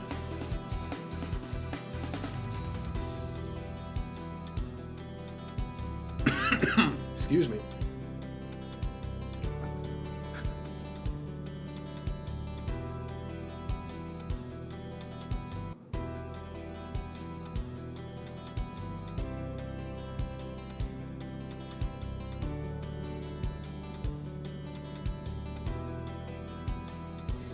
So the judge has left. It does look like the match will continue as going, just treating the... Since everything happened, it's just easy as resting the Tamago. No one wants to try and go for game loss. Game losses feel really bad to do, guys. Like, I say this once, I say this 100 times. My favorite acronym in card games is RTFC. Read the freaking card. Because sometimes if you miss something, you just don't know what the card does, it can cost. Like, yeah, I understand glossing over the text, like, oh yeah, it does this thing. Sometimes there's just those keywords you gotta be careful of. But anyways. Hopefully continuing on here. I'm not sure what other lines Hirana can do here. Yeah, I mean, I'll pull it up. Let me see what because this is not the time to go into level 2 assist Elrigs at all. No. You want to save those for defense, although the exception of depending on the Ray that is being ran at level 2, you might want to go into you might want to go into your Ray level 2 if it doesn't do anything for a defensive option, but again, that depends on what Ray level 2 is being ran. Yeah, because most of the Ray level 2s are just really good defensively. Rather, actually, sorry, let me take it back. If he had the Ray that lets you draw 2 cards and your opponent discards 2 cards, I think he would have done that before committing to this kind of field. Right. He would have tried to go dig for a Rose Court or something. This way he can open up more lanes. But instead, committing to this kind of field means that it's not the time to draw the cards. Or he has a Ray that works on your opponent's turn instead. So it does look like the judge has came back into the table to hopefully resolve something. It looks like we're going to continue gameplay. Hopefully. I really don't want to see someone get issued another game lost on stream. I'd feel so bad. I would feel so especially bad. over something as simple as that. Yeah, it like sucks. It's not a gameplay breach. It's reversible. You know, it's really hard to reverse in a sense though, because a lot of stuff has happened since the Harmony thing, like the paying for Lancer. There technically would be a Signy in the slot where that Sunbeji is. Yeah. So it looks like the gameplay is just going to keep on going. So looks like a blank swing in. Oh no. Full swing into the Demeter. Demeter gets vanished out. Focalor gets vanished out. Zhao Yun's going to bounce off of the typo because there's still a Triumph. No Glory Grow here. That's the interesting part. No Glory Grow here. So he's probably just trying to burn it out. See Demeter get life. Demeter life burst happens. I believe that's 3 Demeters gone right now. Yeah, I believe that is all. Okay. I believe that is 3 that I've seen. Yeah, because he entercharged one with Bang. It's all the 3. I don't want to say it's all the 3. Yeah. No, I have no clue how many are being ran. Yeah, but it's guaranteed we saw 3 go through already. Right. Yeah. Actually, this is cool. This is like the few times where Harana's plus 2k ability comes into play. Yeah, that is true.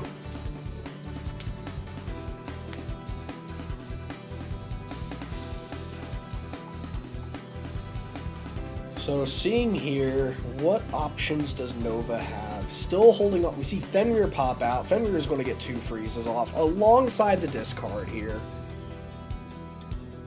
At least it'll get the beginning of attack phase discard. That is one thing it will get. And then Kome. Oh, there it is. Is one of the newer, the card that makes white Lyrics hurt a lot more in this set. So Kome, Harmony, 1 green Lyrig. Whenever one of your white Lyrigs attacks, you can pay a white and a colors to re-up your Lyrig, but it loses all its abilities. So you can't do cheeky Hampanai destruction stuff, get 6 discards off. Makes me sad. Makes me really sad. No. Imagine double guard recursion off Nova though, but it is probably a good thing that it loses all abilities. So speaking of what we talked about earlier, Penlight with an attack tax, you can use Kome and it gets rid of the attack. Xenocluster. Oh boy. Ooh. And it's live because he discarded the card off Fenrir. Yep, that definitely is a Xenocluster. That's awesome. Oh man, that is the one thing you never want to see when you're playing discard is your opponent playing Xenocluster, because you're like, oh yeah, I can get rid of this 1 card, and then your opponent go, I'm going to draw these 3 cards. Thank you for the +2, sir. May I have another? May I have another? Foregoing a Fenrir. Oh, nope. Yep. Not attacking with a Fenrir and Kome, so that nope. we can see the. So that way we can get another attack in, force the damage in this way with multiple Lyrig attacks. So the first attack in with the Nova. Do we see the Servant? We see a servant. Do we see another servant? Is there another? No, there isn't. But there is a Deafening Inferno that does nothing since there is not a single up Lyrig on Lantern's field. You know what's so good about your girl Kome? It's that like it's because it's a one attack trigger. You down your Signy before your opponent even takes that first damage. So you dodge so much removal just from that. Yep, you dodge all the up removal. You still can get hit by frozen effects, etc., etc. Yeah. That actually leaves me to wonder something. But this is probably a question I'll ask one of the judges after the tournament's over, because I don't want to give anybody any funny ideas. Yeah, fair. I'm not here to coach, I'm here to commentate. We're here to speculate, sir. Speculate, yes. There's the Rose Quartz. Finally, here we go. Alright, Rose Quartz. One of the Team Signy the only Team Signy, for No Limit. Easy enter, pay 2, vanish a 12k or less. That Kome is going to get vanished right away. Unfortunately, is not upped, and even if there is not enough enter to pay for that Kome to bring it back, but that is the best target you could get for your money. And this is one that's actually Kome isn't actually an interesting one for. Is this? Oh, he's doing miracle draw. Is this going to be? It is a miracle draw with the exceed cost. So. Exceed is a new mechanic that just came out as of P03. It involves paying a cost from cards that are under your rig. So cards that will never see the light of day again. Be careful if you're playing Magica, and I'll explain later. So this card is just look at 5, add up to 1 card from them to your hand. But if you do the Exceed 4, it's look at 5, add 2. So it's a smaller reach than Good Dig. But it allows you to get 2 cards off of your top 5 of your choice, which is a lot better of a draw for decks that need it, because Good Dig in any other deck besides Card Jockey can only grab Signy. So this is a great workaround for decks that would want to use Good Dig. So when I said earlier about be careful if you're playing Diagram, since Diagram can recur its level 1s, you want to be careful when you're paying your cost, because if you do pay with a level 0 that's under a level 1, if you recur that level 1, you can't bring it back. Because you no longer have a level 0 Larig in that slot. Which, in turn, also turns off your pieces, because a lot of them require you to have 3 Larigs on the field. Also, a couple things about Exceed that I really like, just from a game design standpoint, is that because it is Exceed 4, at your full stacks, you only have 7 cards to actually exceed out, so you cannot do double Exceed 4 in a game, which I really like. It makes it very balanced in the sense that you can't just, alright, same turn and just vomit them, right? You gotta either know when to time them or commit to only playing like 1 or 2 copies of a card. Right. So, Nova is now prime for its once per game with the use of Bang de Capo last turn. We saw the Bang de Capo to handle the Rubelite and the Hirana attack. Glory Grow still not used here. So definitely probably waiting for the Nova recursion to start before we start seeing seeing anything involved with discard or anything involved with the Glory Grow and basically turning guards useless in hand. Also interesting to note that the Fenrir is still around. The Ishki was only 10k, so it could not get through it, which means we're going to see another discard happen. Okay, we're going to see many discards happen. Let me take that back. He doesn't have to worry about Xenocluster. Yeah. And I'm pretty sure this, the hand on the Hirana player is looking pretty thin. I believe this might end up being an entire hand wipe. But I mean, also we'll see another Kome come. Random Drain. So Drain, okay. Random Drain here is going to discard at random. Hence Random Drain, since it is Team Uchu. Okay, yeah, exactly 4 cards. Interesting. So 3 cards now left in hand for See another Kome drop. There it is. Kome going in for another crack at it. So at this point, we're probably going to end up having to see the Akino bye-bye at some point, if it's being ran at all. Yeah, I think. Oh, this would be really good. Oh, actually, no.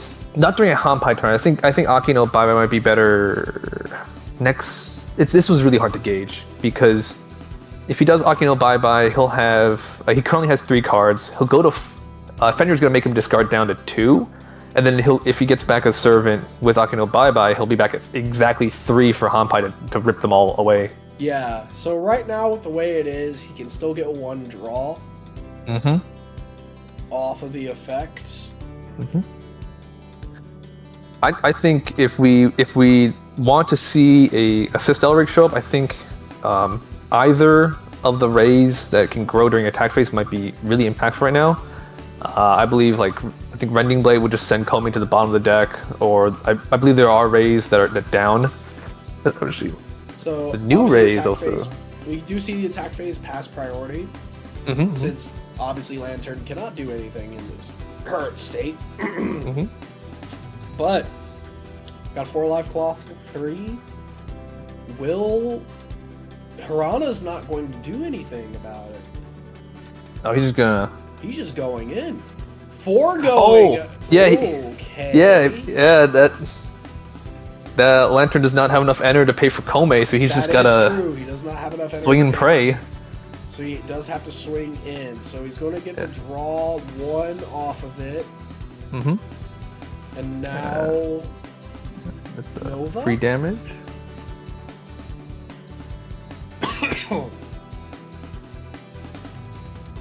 Unless the Nova's a May, unless I'm misremembering something and the Nova's a May. But unless he just added a Servant hand and I completely missed it, unless he's doing it right now. Yeah, it looks like he's going for it right now, unless he just doesn't have a Servant and drop, which... Oh, there's the Servant ad. Yeah, because you gotta do Hanpai. Oh, he can pick the order. So he chose to resolve Hanpai first, then Nova. Yeah, that's true. Yeah.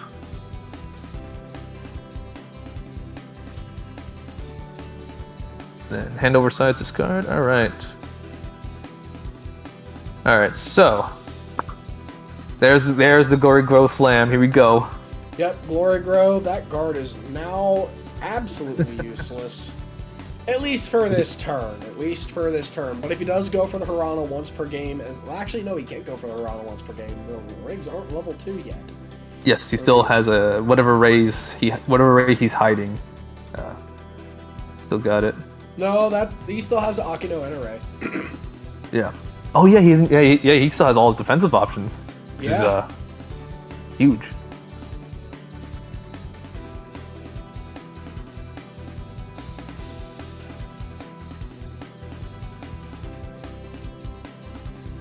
He's just going straight into combat.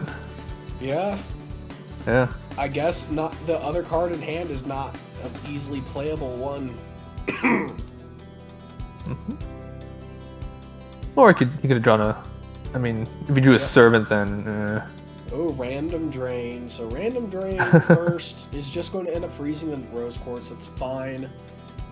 So we're on even playing fields now. 2 for 2. Yeah. 2 and 2.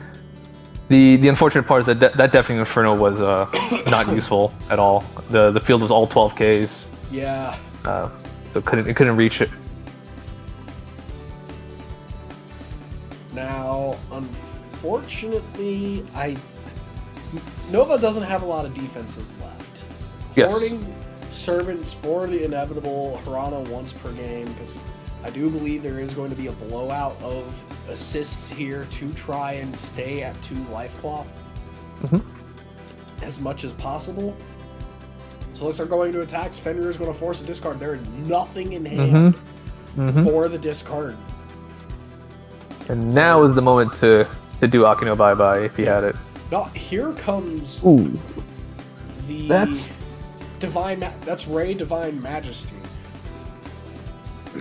So downs a Signy, can pay an additional 2 to down a Signy, and ditch 3 to bottom deck a down Signy.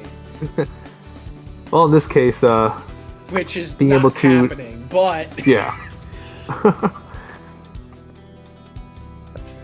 I mean, he shuts down Kome, which is big. Right. The Nova is gonna just recur another guard, so there isn't another guard to recur. Ooh.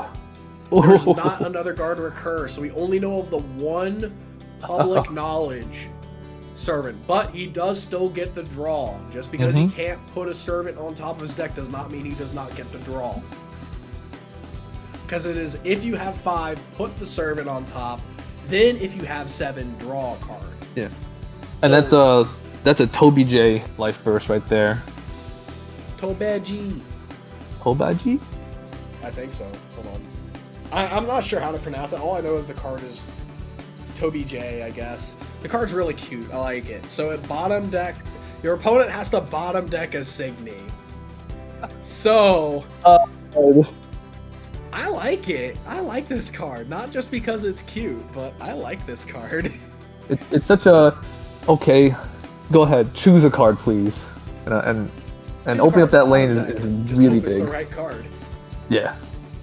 Which, bottom decking the Ishikiri-Maru isn't a bad thing here. It makes sense. I mean, it was in, like, the Rose Quartz is frozen, so he can't do anything. If he were to bottom deck anything else, it just opens up a Signy lane for the Piranha player just to smack into. So now he's got to get rid of the Rose Quartz just to open up that lane. We are now in the 5 minutes of overtime. So we see another Rubelite and an Ishikiri-Maru played to the field. That Rubelite trying so hard to do something, but just not able to commit. So bouncing off everything, we see the slam. Folklore! Oh man, at least gets the draw. We're going to see the guard here. We have to see the guard here. Now there's still Akino Bye. There's still potential for Akino Bye-Bye to pop up in this situation. And Akino Bye-Bye is huge because that's gonna not only open up a lane and obviously get the guard, but that means if Rana draws any card that can remove a Signy, then he can just go in for game, hypothetically. Assuming that's not another Folklore down there in that life burst. Yeah, that would be unfortunate if that's another Folklore. Unfortunate for the no limit player if that's another Folklore. So we're gonna see a Folklore here, a Demeter in center. So we're gonna see Lancer somewhere. So he does present. Is this lethal? No. Akino Bye-Bye will take care of either whatever gets Lancer, or it'll just bounce the like the Lancer and Kome are both active. So he'll get rid of either threat, and then he'll have a guard guaranteed to live through the turn. Either way, I will say there is going to be at least one damage that does go through regardless. So we're going to see the Demeter. Actually, no, Demeter can't even give Lancer. Because he has no green and enter. Kome is going to get bounced. Oh, wow. And pay which is actually smart here. The Demeter can't give the Lancer, so there isn't a guaranteed damage. So the Servant's going to be added to hand. So the real thing here is swing in with what you can, clear the field as much as you can, and just hope. Honestly, at this point, just hope that your last life burst can save your bacon. Because two open lanes here is GG. Yeah. Did he draw a removal card? Potentially GG. If he opens another lane and that last life burst is a way to down a Signy. Dumping Inferno. Does he have another Signy?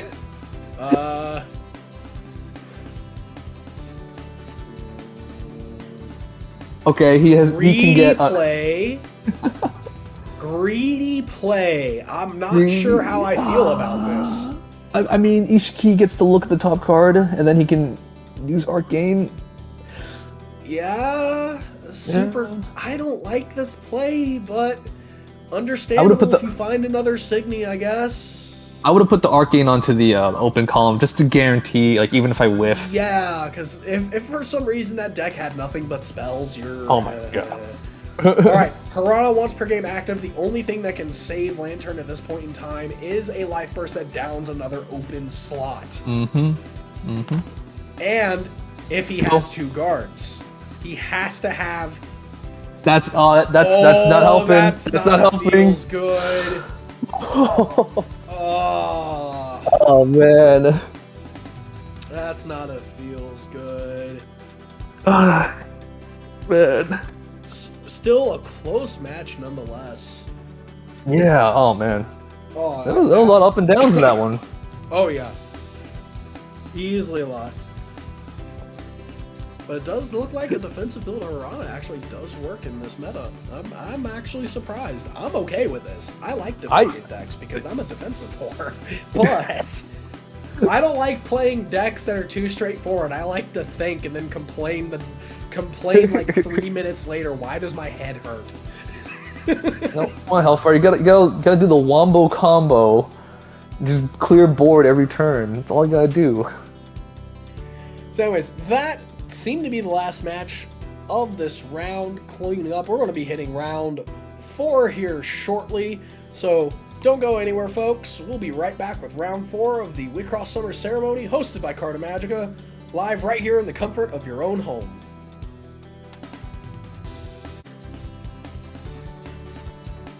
So we are back with round 4, and things got started really fast, so apologize for not getting this here sooner. So already off the bat, we got Nova versus Line. Yes, we have another Nova matchup here, but it's the first line we've seen all day, so we're going to have this line in here and see how it fares up against the hotness that is Nova.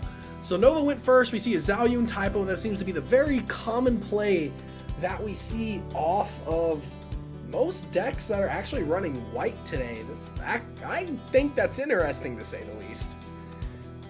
Yeah, it's definitely a preferred opener, I would say, just so you don't get free damage punched in your face, especially if you see cards like Card Jockey, and you can expect a Romanale and Lancelot to pop up here and there. Right. So both of these do have a benefit against any deck that does run red. Having access to red, Lancelot, Romanales, as you said. Deafening Infernos can take care of both of these. Larig removal, as obvious. So, looks like we already see a Wolf Laser popping up. Standard Card Jockey lineup, Wolf Laser, probably into Wolf Mirage, Nova Crossfade, Love it Crossfade, love it Scratch, etc., etc. Really want to see the Percival? Mr. Remembering VJ Wolf or something. Oh wait, no. Something got added. Oh, Haniel, duh. It's like, what just happened? Haniel. Look at cards, man. Look at cards. Haniel happened. Getting a Percival. Yeah. And then DJ Love It Scratch coming in. We're gonna give that Haniel double crush.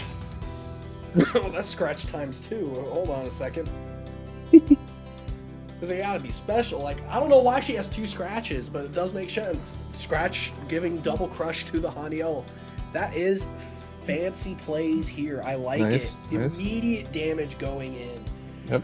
Which, this is a great hit. This is a great assist pick if you're expecting to see Nova. Like we talked about earlier in the day, Nova seems to be the hotness that everybody likes. So having a lot of options to just see Nova, hit Nova early is a great pick and it's a great pick for the matchup, and we're seeing that now with the Haniel getting double crush. So that already puts Nova down to 5 to the 7 life plot that Card Jockey has access to.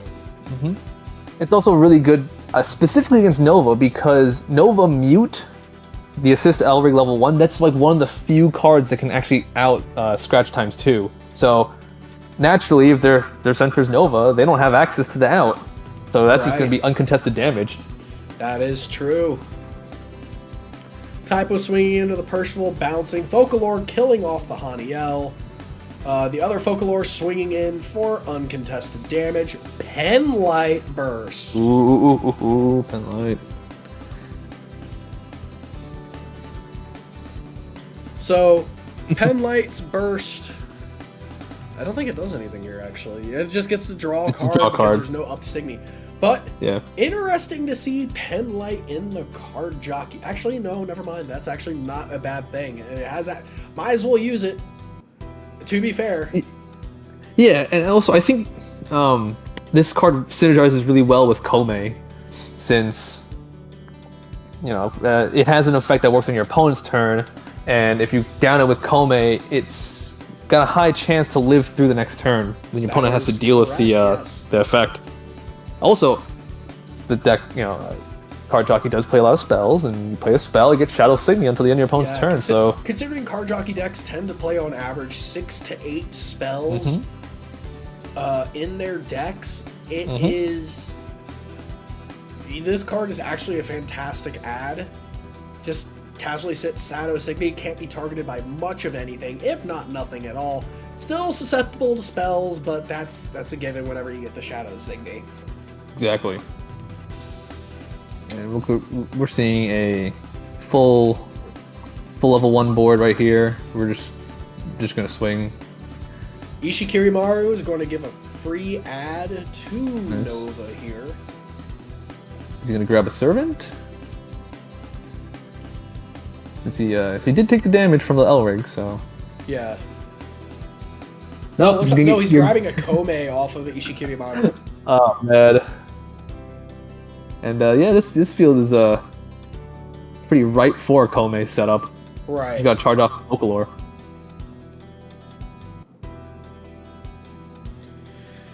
So Folklore is going to get charged out. We see Ishikirimaru, Procyon played. Nova's going to grow into 3. I'm going to assume we're going to return one of the Percivals to hand. You don't want to return the Haniels to hand in a Card Jockey deck, because it allows them to filter out their stuff so they have a better chance at hitting the 3s and the spells on their turn. Fender pops down, freezes both of the standing Signy. Doesn't really do much in this sense, since they're already upped. But going straight into combat, forcing the opponent to discard a card. Getting rid of Lancelot, not bad. I like this because now he can just either clear field or swing in. If something dies, not too much of a big deal. I think putting on the Kome would have been a little bit of a big investment this turn. Yeah, but this is very safe. A little too much investment this early on, because since the Card Jockey player does have access to red, you want to be able to keep Bang alive, Bang up and primed for DeCapo, Tamago primed to down things. Just because you don't know what they're going to throw at you, knowing that they have access to red. Now, there isn't anything on the field right now that can be cleared by Lancelot or Romail, so any of the Lancelots that are in hand right now are dead. Now, also, do remember, Card Jockey now has access to Eternal Influence, which is Deafening Inferno with an extra step to be as good as Deafening Inferno. Granted, can only do it once, but the card is effectively a Deafening Inferno without the life burst. It also can kill any, can banish any Signy, which is so exceed cost what of needed. 4. So it does get around all of the, it does get around like Rise Signy and such, but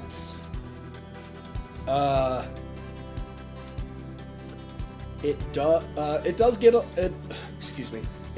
around the Rise Signy, but the fact that you can only do it once means you have to be very careful with what you're doing here. Alright, this is interesting.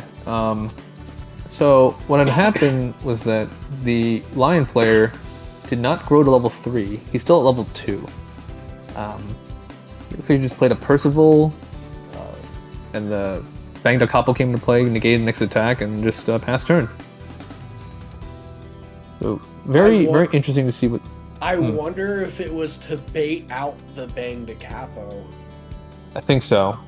Yeah. Because now with Bang Da Capo out, right, you don't have to worry about the negate. If you can't get over the board to begin with, you don't. If you can't get over their board to begin with, going into Lion 3, Endless Punchline, Bang the Capo is just going to turn that off. Yeah. So also, forcing out the Bang the Capo already, I wouldn't have gone. I wouldn't have used the Bang the Capo here. I would have waited to use it. Yeah. In all honesty, just for the full punish later. Yeah, sure. You're basically saying, yeah, you can take one of my life cloth, but look at this board. Now they have to answer it. And now on the crap, now they have to answer your board. Isn't hard to do, because here comes, I'm going to assume that's Mirage. That is not Mirage. That is Reverb. Reverb. Yes, the new Wolf. So much. It's I think much more useful right in this situation, since it's going to be able to hose out 2 attacks, and right. Our Lion player purposely left 2 lanes open. Right. So it does negate 1 damage, right?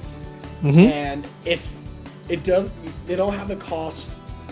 Well, they can get rid of either Folklore. They can't get rid of the Typo. They have to hit 10k or more off of the Vanish. Now, yeah. So realistically, the best honest play, get rid of the Folklore. The Typo is not doing anything, and if you just take 1, right?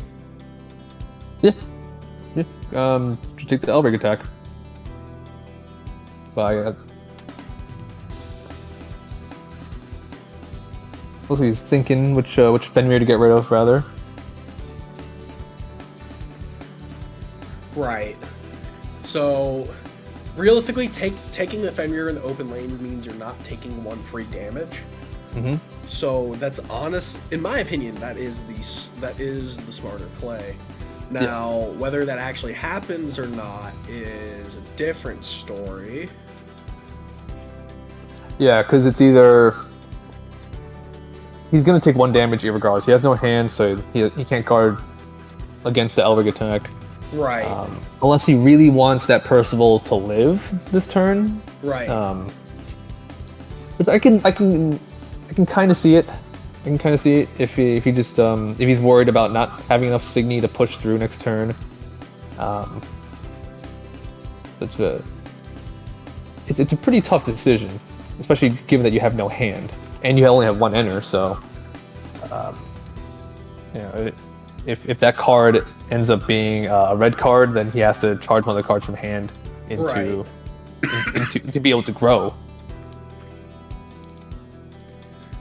So we'll just have to see what happens here. This is actually a pivotal gameplay moment here. This is actually a really pivotal moment here for Card Jockey. There might be something that we don't know of that could potentially come out that influence the decision, but to me, I think the decision is relatively clear cut. There's also the third option, which is to not vanish anything. Yeah, and just negate 1 damage, take 2 hits. Wait, what?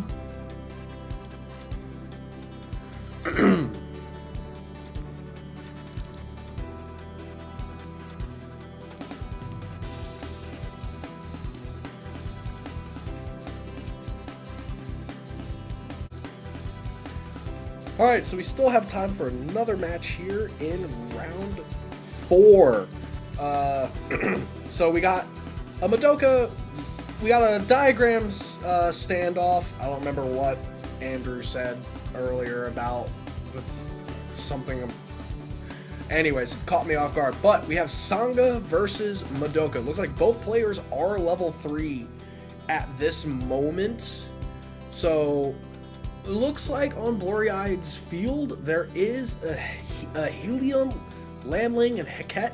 That Helium is providing a lot of pressure because you lose your Lurig attack if you vanish that anywhere else besides your attack step. Yeah, you basically just punch over it.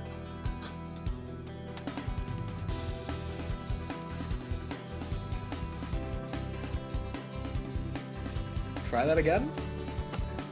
Oh, you just had to punch over it, basically.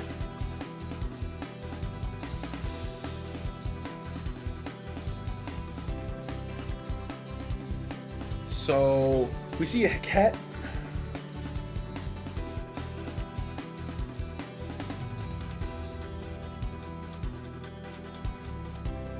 Sorry, I'm being asked a couple questions.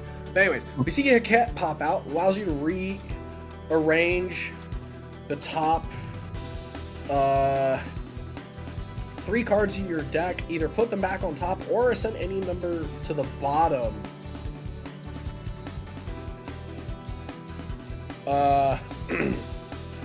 Into Zirconium, Harmony, Black Rig,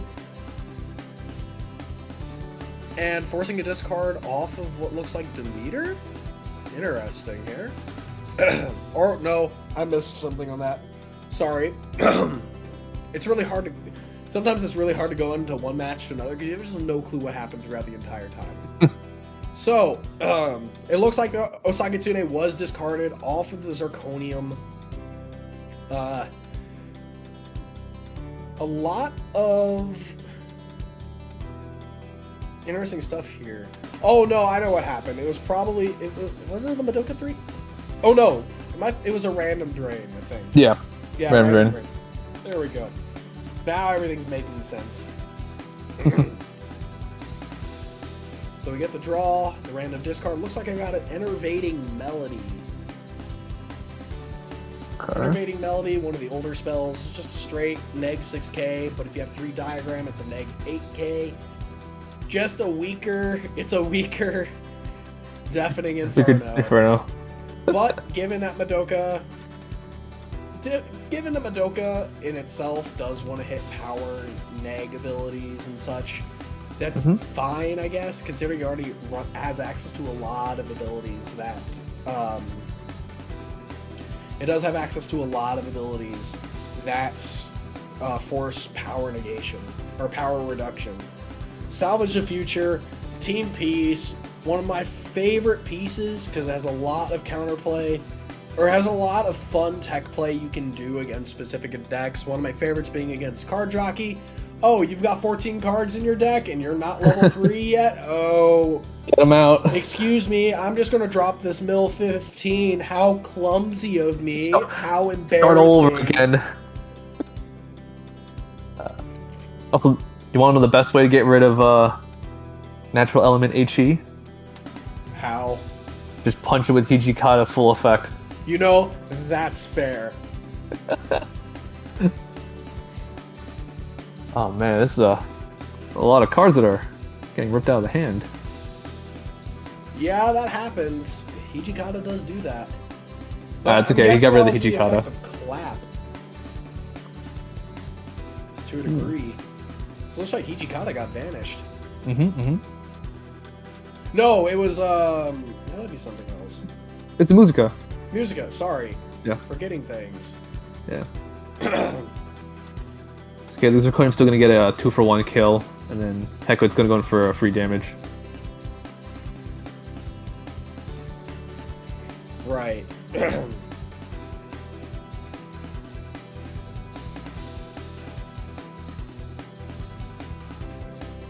So probably debating to do the Larig attack here, or what to do on the Larig attack. From what I can see at a glance, paying 2 for something 3. Oh, the orangutan. The orangutan life burst. Right. Yes. Yeah. So swing in. From what I can tell at a quick glance, it's just faster to do the mill 15. It looks like 4, 5, 6, 7, 8, 9, 10, 11, 12, 13, 14, 15. Ooh, is that 1 card shy? Is that 1 card shy? I mean, definitely. That's actually not that bad, to say the least. Yeah, if you left me at exactly 1, that's really strong. Because your opponent will only get that 1 draw, and they still lose a life cloth regardless. Versus getting the full 2, then losing a life cloth, or losing a life cloth, then so. I do like the notion of just go ahead and getting the servant out of the way. Yep. Draw that 1 card. If you know you're already going to lose a life burst anyways, you might as well guard. Try and save as much as you can. Yep. No need to take the excess damage. What is this life burst? Or the what could have been. What could... Alright, I want to stop singing before we get Twitch DMCA'd. Alpha, you know you're too good of a singer, man. You cannot do this. Yeah, but my voice is all cracky. I'm not going to hurt people's eardrums. We're just being left in suspense right now. Mirai Life Burst. Actually, given the situation, that's kind of okay. That's kind of okay. That doesn't really do anything in this situation, so that's okay. Well, this field is very interesting, man. We got. I'm not gonna lie. I talked a lot of mad crap about Sangha when I was talking with other people, just because I'm just like, I don't see how this deck does anything, just because you give up a lot of stuff because of your tricolor stuff. But here we are, round 4. We still have a Sangha deck that's undefeated. Yeah. And giving Madoka a good run for its money. Mm-hmm. So we see the trifecta. We got all 3 colors on. Sangha's ability can prime here. Mm-hmm. Is there anything good in Enter to pick up, though? I see a Is it a Langling? Oh, yeah, I thought that's fantastic. And I see an Ana Mirage now? Ooh. Okay, so, yeah. Yeah. I do like the Landling pick. Force your opponent to mill a little more. See if you can get that stuff off. Yeah. Because it looks like the Sangha player has not used their piece yet. No, they have used Salvage the Future. They have? Okay. Yeah, it's on the right-hand side of their deck, left-hand side for our view. Okay, gotcha. But, so there isn't a Salvage the Future to worry about, but still a little extra mill isn't nice, especially comboed in with Polaris. That's almost 20 cards. I'm pretty sure that is 20 cards. It is, yep. Excuse me. Besides, the Sangha player is a little bit behind. Get any free damage from milling out your opponent. That's what they need right now. Right. And so Madoka does have access to both of their level 2 assists here. They do have a bit of a life cloth lead as well. Mm-hmm. So how they choose to go, looks like they're going into the Madoka 2. I can't tell which one that is. That is definitely not Power Move. I can tell you that much. Power Bomb? I mean, it's one or the other. If we say the word power, we're 50% right. Yeah. Nope, not Power Bomb. Hold on. Let's be smart about this. I know it...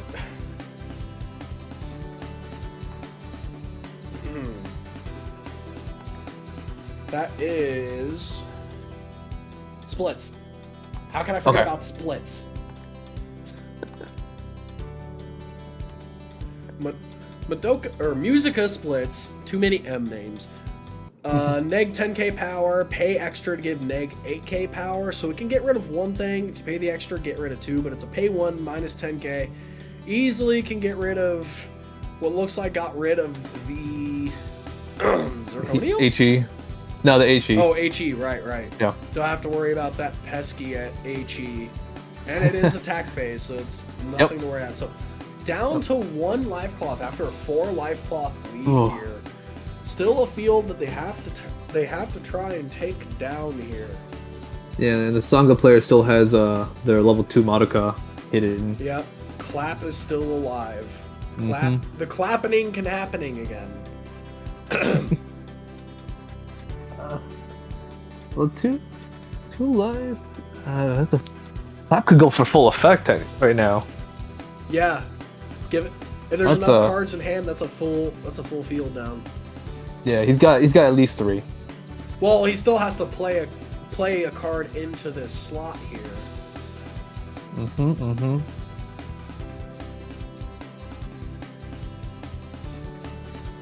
But that'll see what happens in the crackback. Random drain, try and get some draw in, and force discard. So now Trigger Magica. Yeah, Magica can only stop 2 lanes now. Realistically, actually, no, can only stop 1. Madoka's a pay. Wait, no, it's a pay 3, discard 2. Can only Yeah, pay 3, ditch 2 to stop 3 lanes on top of the 2 grow. So either way can only stop 2 lanes regardless. The ZR02 will stop the excuse me. The ZR02 will stop a second lane from being blocked by paying for the cost to do the draw, then discard. And Zirconium can easily clean up that Water Buffalo. Right. And ooh, thrilling. That's never feels good. Just pay 1, exceed 4, straight draw 3. Oof. Oof. This never feels good. So he's just going for full hand wipe. Coming in, not even getting rid of the surge. Oh, there. Oh my god. So once per turn trash, can he clear the field? If this is a field clear. Okay, Tetra freeze. Osa, okay. Yep. Live. So we got Lancer. This is a lethal turn, right? Well, yeah. Osa's can easily just clean up Langling. Not just a lethal turn. Sorry, you can still pay for the Madoka clap. Yes. To down 1 threatening slot, so it's at least at max 2 damage. At least at max 2 damage. Now, not to say that they may be, running Xenocluster, and now that discard just going to bite them in the back, and now yeah. 2 way down.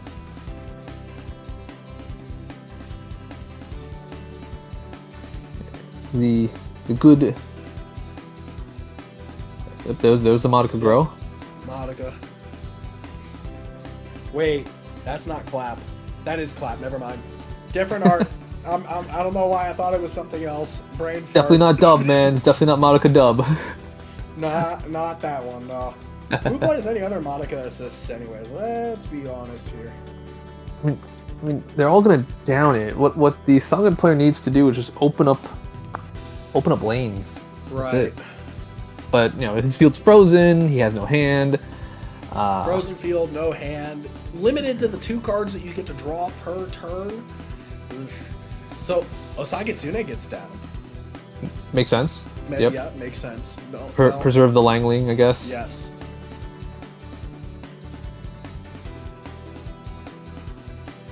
And Neon Tetra, sweet, enervating melody. I don't think that's enough to take care of Zirconium.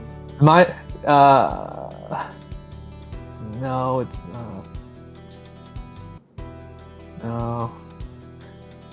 Zirconium's gonna get the kill, get the free, and no hand. Easy game. Yeah. Yeah. Wow. Huh? That was a big push turn on the Magica player's end. He just ripped out every card in their hand, put down multiple threats, and yeah, I think that was really good. Actually, no, that's right. I forgot about Zirconium. That's why it got in there, because Zirconium could get rid. Because of the discard, Zirconium megs 8k. Goodbye, Water Buffalo. Yep. That turn was lethal regardless. Yep. Woo! What a game. What a game.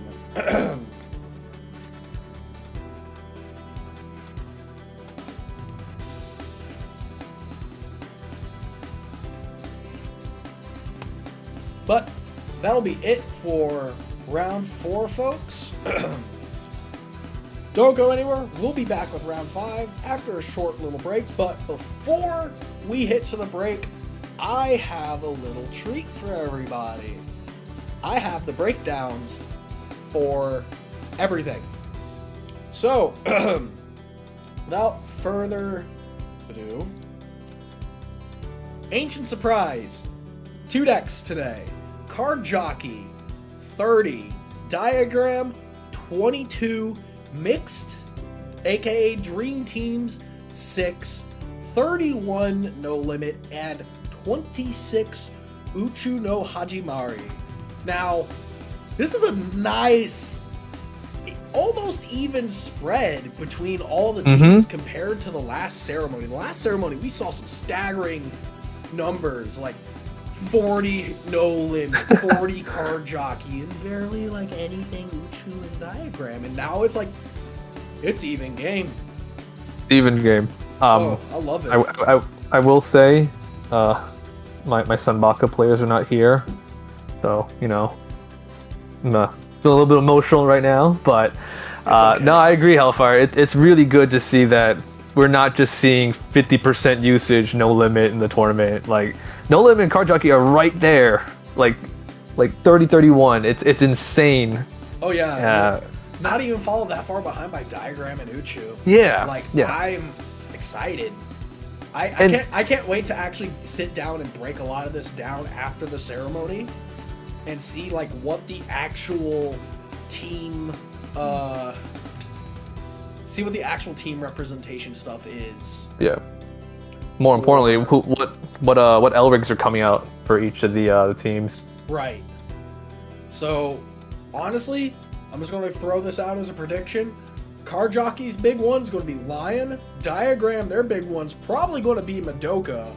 Mm-hmm. No Limit, let's be honest, it's going to be Hirana, the poster child. Uchu, Nova. Yep. Yeah, I agree. 100%. Excuse me. But anyways, with that out of the way, we'll discuss more on it later when you have a little more time. We're going to take a short little break here. Don't go anywhere. We'll be back with round 5 here shortly.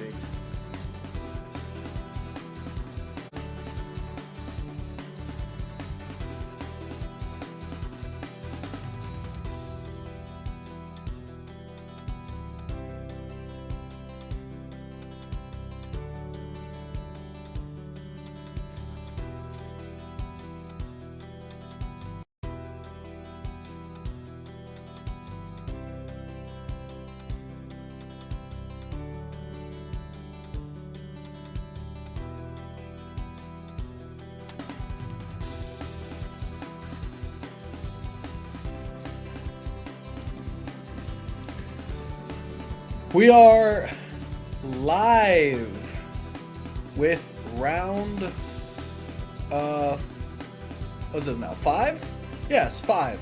Round 5 of the Wixoss Summer Ceremony hosted by Carta Magica. Getting closer to the end here, folks. We're sticking around on the top table, so there may be a lot of repeat rig centers that we do see. Here we have a Card Jockey Lion versus No Limit Hirana, a blast from the past match. Depends on how much of a blast you remember it from the past. But with the new set 3 cards, interesting to see how these builds have progressed more so than what they used to.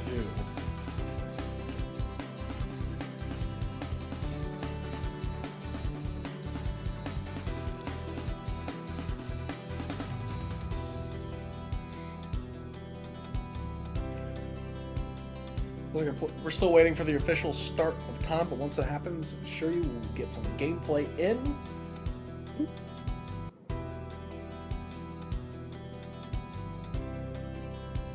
Well, the one thing I can say about the matchup right now is that this match is going to be super aggressive as opposed to the previous rounds where those were more slower paced defensive decks. Both these guys are just going to probably come out of the gate and start swinging at us. Or not at us, at each other, rather.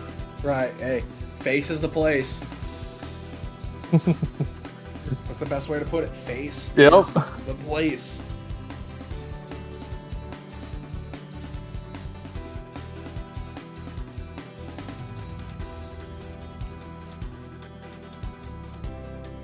So depending on what Card Jockey runs here, if they have any of the new stuff in their deck, probably definitely going to see Eternal Influence. That seems that is one that needs to be seen more often than Deafening Inferno, in my opinion. The Deafening Inferno Life Burst doesn't really do a lot that it should, but you can call my opinion wrong. I don't care.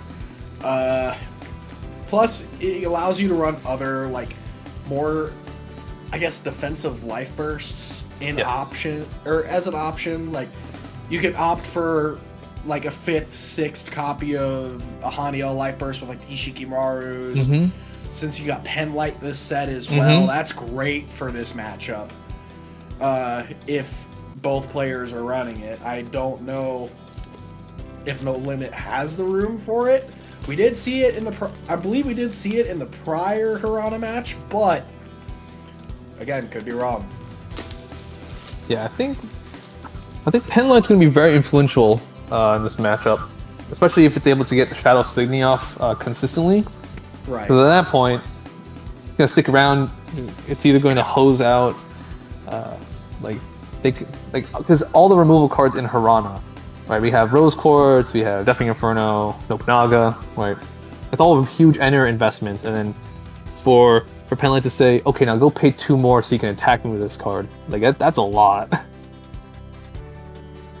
It definitely is, and that's honestly something that No Limit can give or take in terms of resources.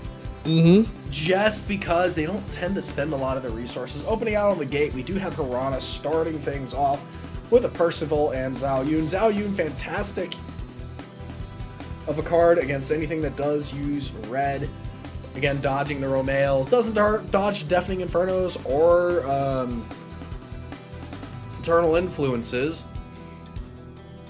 The card jockeys... Oh, Lord, that's interesting. 2 Haniels in Enter with the 3rd Haniel on field. Card jockey special. Haniel into Zhao Yun. That Zhao Yun is going to be the only thing that does swing in for damage in this case.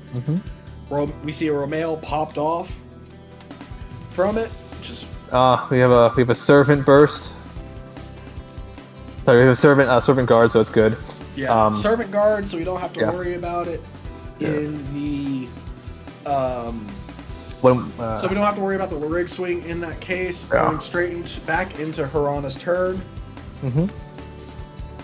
This field though, that Haniel, I'm just waiting for the Lancelot. There it is. Right on time. Excuse me. Yep, there's Lancelot. Gets rid of the Haniel. Unfortunate to have that many Haniels. Oh, okay. We are going full face. Akino Rock just going straight face. Oh, it's so good. The first burst is so he can potentially puts him in the field or just okay. He's just gonna take Servant. Get back. All right. So we get 2 left bursts. Eternal Influence. Nothing. Swing in. Okay, he does have a Servant. All right. So we're not going to see a total 7-4 annihilation here. Dang near close. But hey, I'm waiting for. That's the 4th annual. Wow. I'm waiting for the Lancelot game where now the card jockey player is going to Lancelot the Lancelot and then Lancelot the Percival. Yeah, that's entirely possible here. Yeah.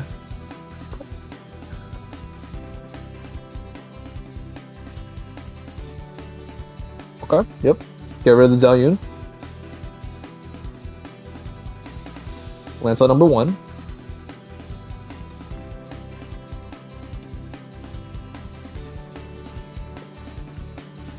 Double Zhao Yun. Double Zhao Yun. Nice. Okay. Okay, and a regular Eternal Influence just to get rid of the Percival. Wow, so that means he's playing more than 1 Eternal Influence. That's a lot. Honestly, probably subbed him out for...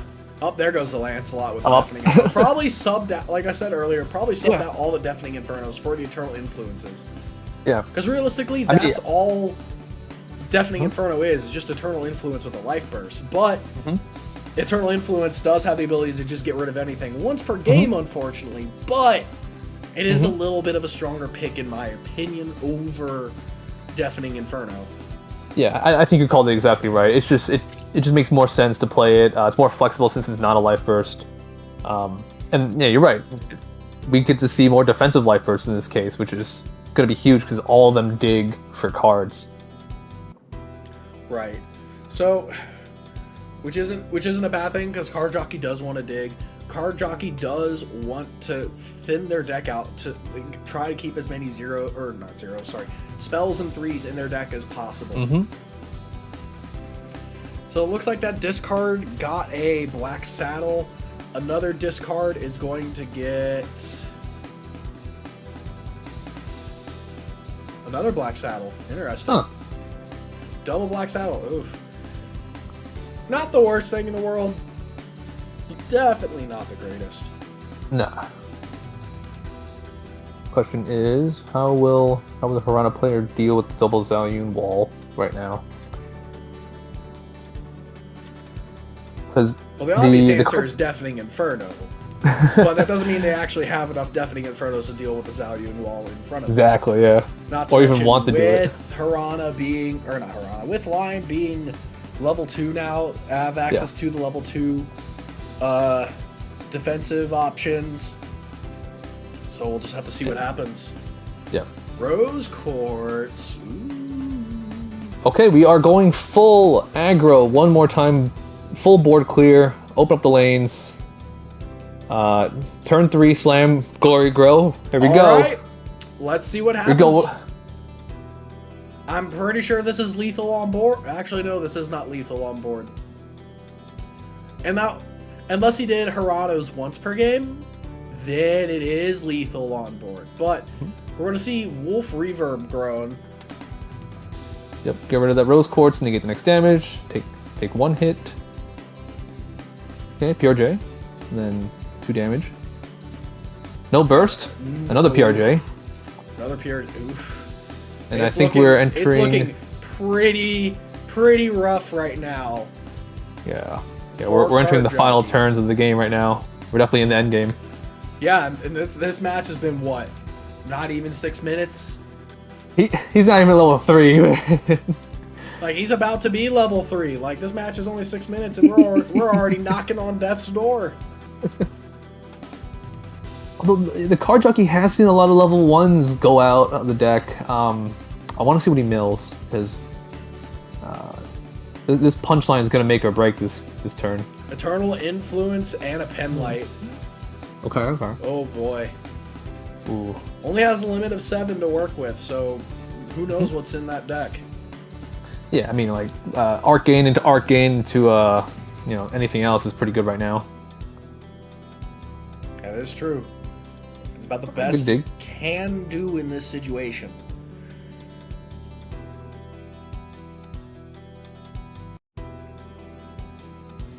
Good dig. Not bad to see either. Get 2 free cards. Rest will go to bottom in a random order. Hopefully that thins out the deck enough.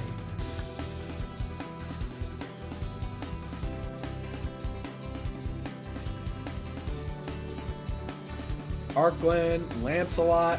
Lancelot's going to pop Percival probably. Nope, Sita. Going to pop Sita. And Zhao. Ooh. Okay. Interesting board here.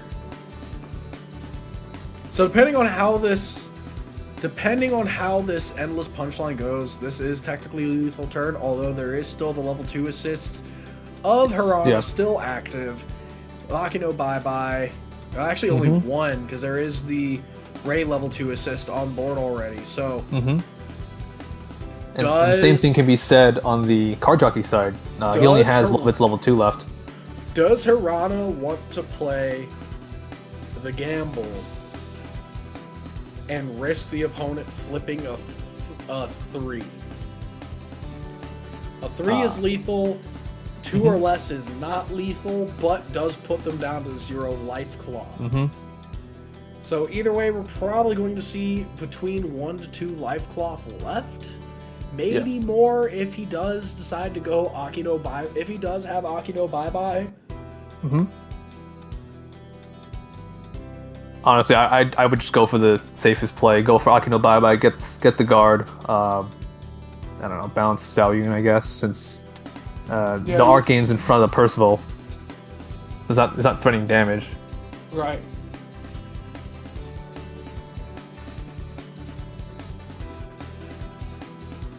Yep.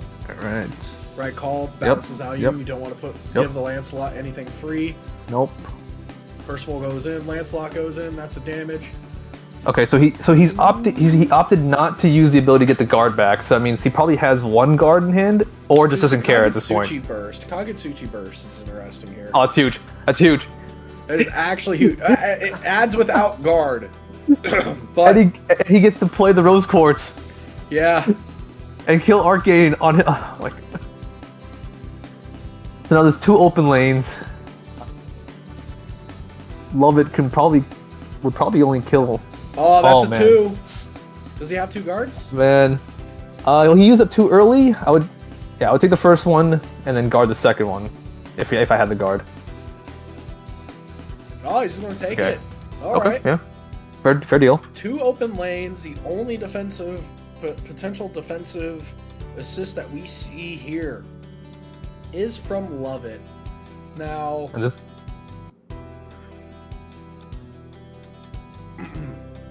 Now there's only one Lovett there are 2 Lovets that work on opponent's phase. One of them is 10 cost. The other one's actually just vanished to something. So vanish and actually, it's vanish and crush.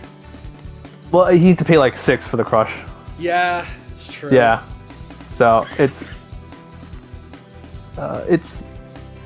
looking really good in the Hirana player. He just has to clear Lancelot, and then declare once per game. That's air quotes 5 attacks. Yeah, that is true.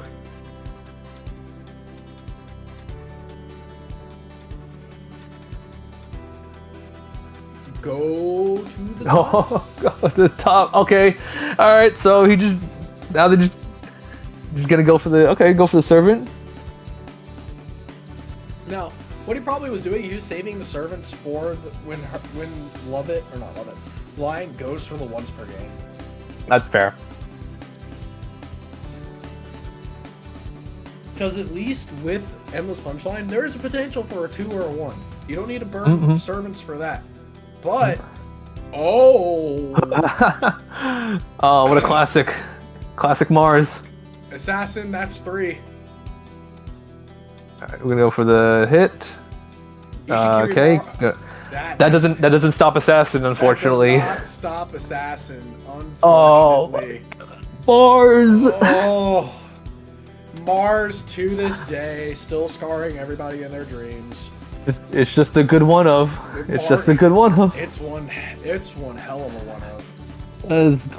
That is like the perfect scenario for a Mars finish. Yeah, and we've got plenty of time to cover another match. So right. We'll take a couple minutes, figure out which of these other matches that are still going that we want to cover. So don't go anywhere. We'll be back with another one of the round 5 matches here on Carta Magica TV. So again, don't go anywhere.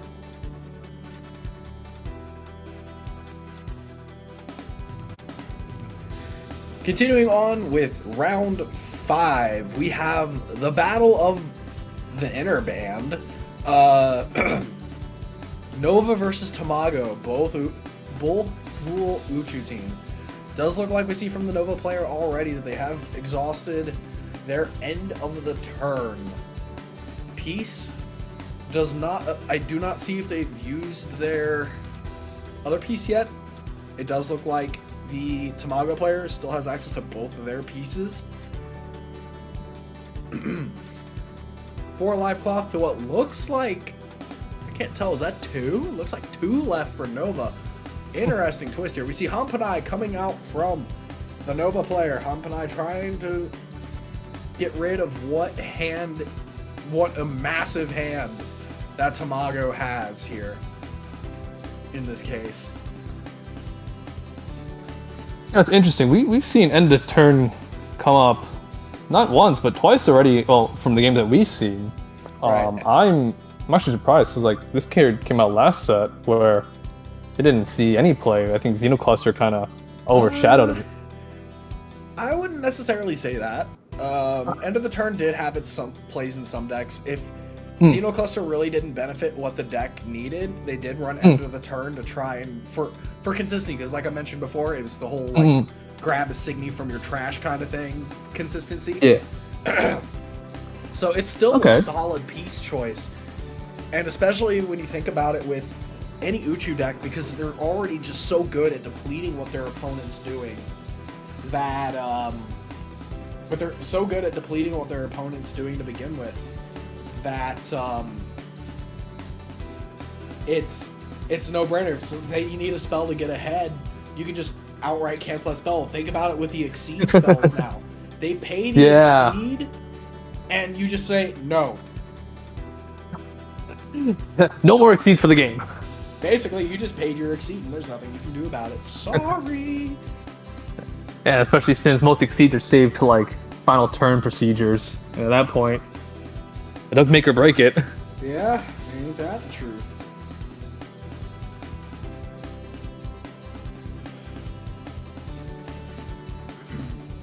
Is he taking the chandelier? Oh, what's going on here? Humpanai destruction trigger. I forgot about the Humpanai trigger. Right. So we already know that next life burst coming up is going to be a chandelier. Yeah. So I'm gonna go ahead and throw that one up on the screen for y'all. So this does have the ability to salvage a guard and a spell, because it does say target Signy. It does not say without a G. So we already know that a guard can be salvaged out here. We'll see what ends up getting discarded. Essentially what's going to happen is that like whatever gets discarded, he can just potentially get it back. Yeah. I mean, the fair part is that Hampai is random, so there's no stopping what gets discarded. Did you see a guard get discarded? No, the Fenrir's on top. Are they?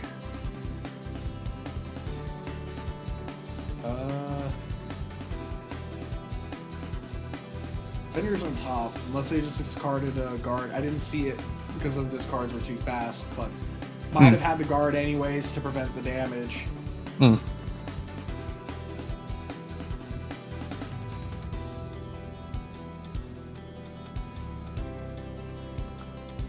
Fortunately, I can't rewind that on my end to see exactly what happened, but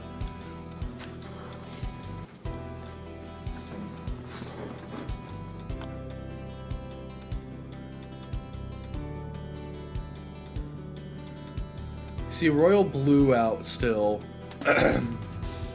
Royal Blue is going to deal with a lot of frozen effects if we see another Fenrir pop out of Train Station's hand.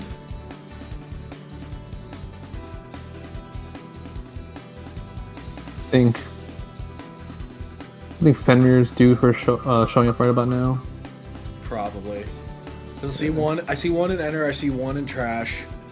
Not sure if there's any more red. Wouldn't be surprised if there isn't any more, but they could very well be locked in deck still. They could be locked in Life Cloth.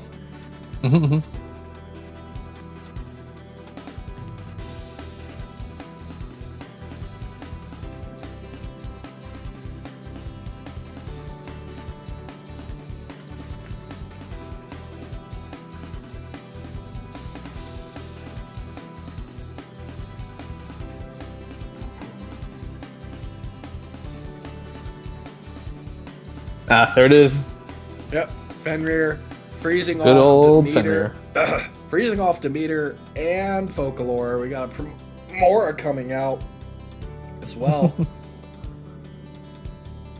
All right, we're going straight Great for damage. Reversal is just going to wipe those two off the face of the planet. So we got 2 free swings. and a discard trigger as well. And a discard trigger indeed. Off of Fenrir. See Bang to Capo grow.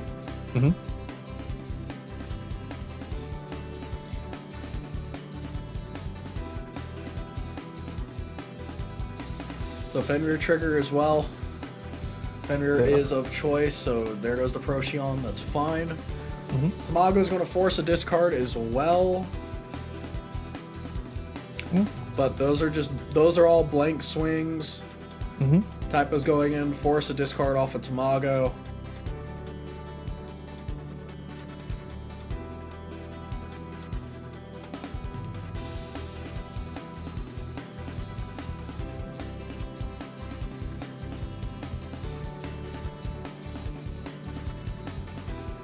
Nova players at 2 life.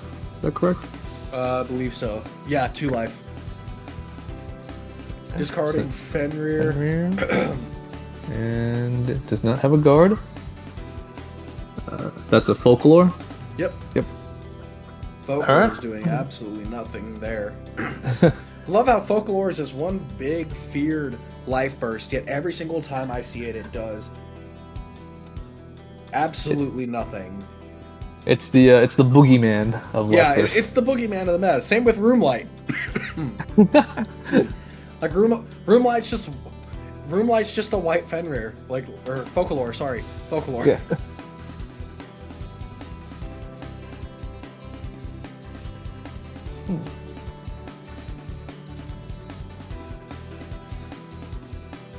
So enter charge a servant.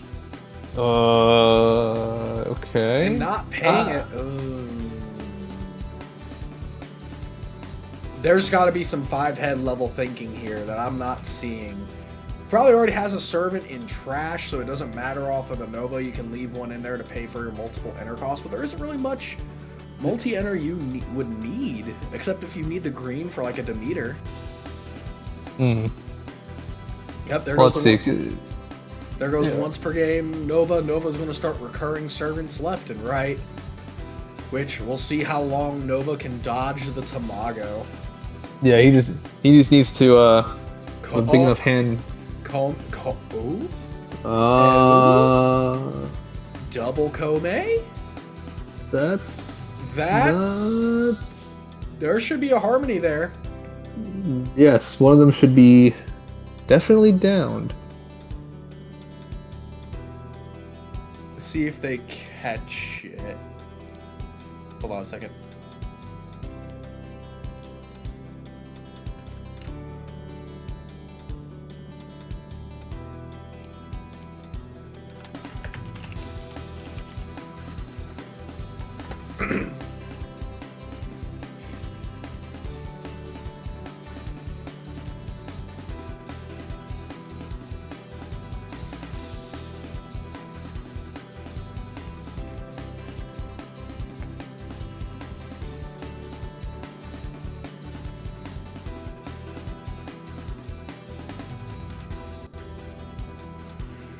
So it looks like there is a judge call coming in for the Double Kome. yeah, for double Kome without harmony. Yeah.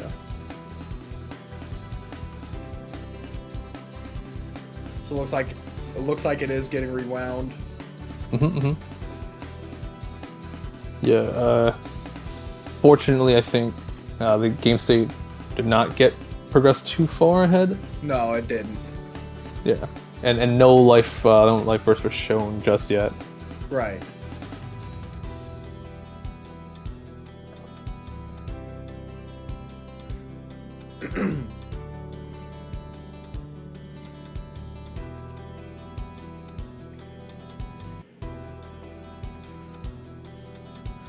So it looks like that was easily reversed. Due to a quick judge call. Thank you, judges, being on for being there. Judges are the best. We love them. So servant and a random drain was added off of the Chandelier.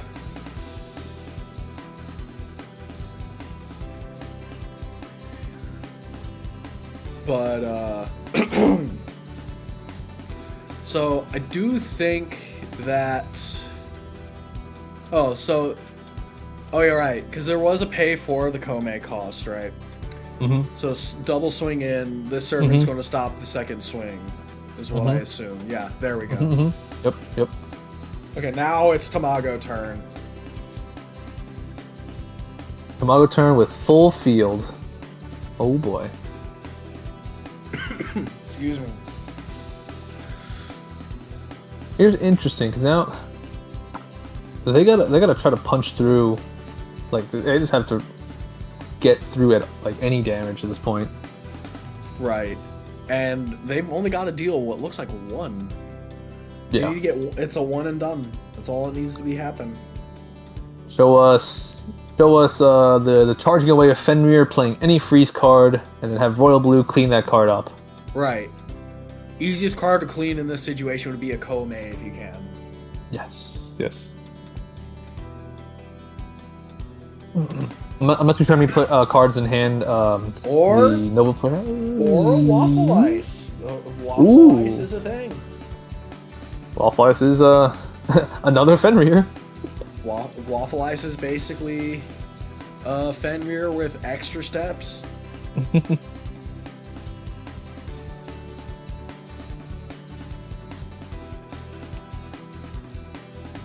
Okay. Yep. Trying to go for the full hand discard, leaving no risks. Servant gone.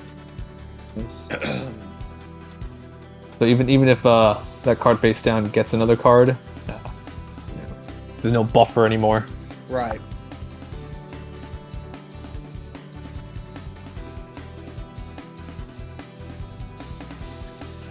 So the real question here,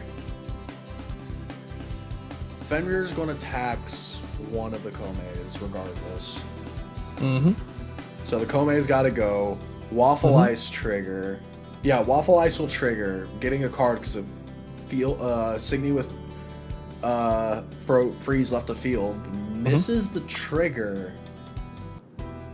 I think he's just not even going to not even going to matter.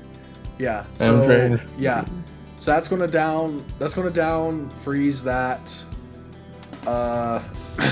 Toffee for a freeze counter. I like it. But that's a massive hand that Tamago has. Yeah, it just no hand, one damage. That's game. That's game. Tamago gets it here. Yeah. Ooh. Just in time before end of turn procedures too. Nice. So, doesn't look like there's many other games going on for round 5. So, we're going to take a short break here, folks. Don't go anywhere. We will be right back with round 6 of the event. We're getting close to the finale. Who's going to take it all the way to the top and get that coveted Altart Xeno cluster? Stay tuned. We'll find out after this break. Hello, folks. We are back with round 6 of the Wixoss Summer Ceremony, hosted by Carta Magica. Getting close to the climactic finale. Just waiting for the green light to start round 6. We have, excuse me. I know one of our lists we have, because we covered this earlier, and I am blanking on it. Help me out here, please. Yes, one of them is Nova. So that is right. One of these is Nova. The other list we have not seen yet. The other list is...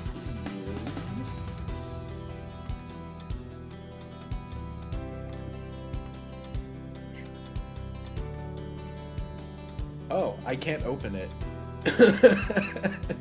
Oh, it's a Sangha. Sangha. Ooh. Yeah. All right, so we're going, there's something wrong with the link to look at this deck list for the Sangha players, so we're going to be going blind to that, but we do have access to the Nova list that's being played right now. Mm-hmm. So, I'm being astounded right now. Like, not Leon, sorry. I mean, that is one of the players here. Leon! Sorry. I tried. But this Nova list, leading out with a random drain, that should be illegal. Like, that hurts. Especially seeing a servant right off the bat. It's a crime to be this good at Wixoss, man. Just, oh, man. Dude, I'm pretty sure, like, random drains just have a 99% hit rate on servants. Regardless, they have a 99% hit rate on servants. Double typo right off the bat, staring down dual 7Ks. There isn't a lot of stuff that can get over that without running some power reduction abilities that is needed by that is normally a diagram trademark. Mm-hmm. This is going to be quite interesting here. Yeah, I mean, this early on, it's not. I don't know if it's worth it just to try to get rid of it. again, if this was a Madoka deck and they're running Sangha Aerial and get that Lancer in, ooh. But unfortunately for Diagram, I don't think they even have any 7Ks they can actually punch over with. So Mirai is going to become a black and green Signy. TikTok or Water Buffalo just coming in for the heck of it. Ooh, that looks like power something. Power something. We're 50. Power we move. started the day doing this joke. Yep, power move. That is a power move. Both in name and effect is just enough to get rid of the typo in terms of single. Opening up 2 lanes. See a Signy Guard. Take 2. Signy Guard, the last. Good on to go. Interesting. The last Signy attack hit a Folklore out of Life Burst. Again, So. I hate to tell y'all, but confirmation bias is really starting to tell me Folklore is like a dead Life Burst. Like, I don't care what anybody says at this point. Folklore is a dead Life Burst. Take it out of your decks. The time has passed. Now is the time of Stingray. Now is the time for Sunbeji, the cuter card. We got Ishikiri Marus, double Ishikiri Marus. So this is full wall. The Great Wall of Nova, double Ishikiri Marus, right out here. It's such a good going first turn 2 play. Honestly, I don't think it's a bad play any point in time, realistically. Yeah. Like, it's a 12k body on defense. If you get it out early enough, your opponent's not going to be able to deal with it in the way that you need it to be dealt with. And especially this early, it's just going to run over whatever's in the field. And you can sit back, and they can't. So they can't looks do like much. It was a guard from Sangha here.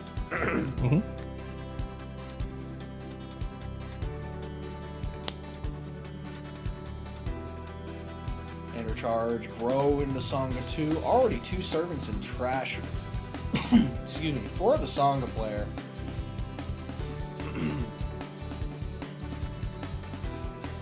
Yeah, it's going to be a little bit tough going into the later game, late game of this, especially since we saw 2 servants. Well, one gets sniped out and just one being used. Right. That is true. At a certain point, Nova's just going to be able to hit for free damage. That is indeed true. Now it's just a matter of Regalicus going to get that draw discard, try and get a little bit of hand filter. Discard a Mirai, doesn't really do anything. Akafuku's coming in, all Akafuku-like. 2 vanilla life bursts here. I know Akafuku is one of my favorite green Signy life burst sounds. Intercharge 1 works a little better than the others. You do not take damage the next Signy. This just straight up says no Signy damage. No. You're done. You're done. Your field gets wiped. You see this first. It's equivalent to almost seeing a Folklore. So just imagine seeing this with something with Double Crush. Oh. So good. But Yeah. The other one, I want to butcher this name. Sabnok? Yeah, Sabnok. Sabnok's another interesting one. You can discard a card when it hits to neg 12k something. Now, I don't know of anything that actually benefits. Actually, that's a lie. Dark Energy. There's a lot of stuff that benefits from a discard outlet. So this yeah, does true. have some fancy synergy. So paying a white and a servant out. Growing into Nova. Nova more than likely is going to bounce back Akafuku, right? Green's a really weird color to bounce back here. Considering most Sangha decks do play a lot of green, they're going to have the green regardless. But it's going to hand, so it's no matter what they bounce, it's just going to be played the next turn to meet the color requirements required for Sangha level 3. I like that he chose not to bounce the Akafuku in front of Ishiki, because then essentially what that, it just the Sabnok says... in front of Ishiki. Sabnok, yeah, sorry, yeah. Yeah. He's just trying to preserve that wall and force the Sangha player to get rid of the offensive potential on his own. Fenrir coming in, freezing both of the opposing Signy here.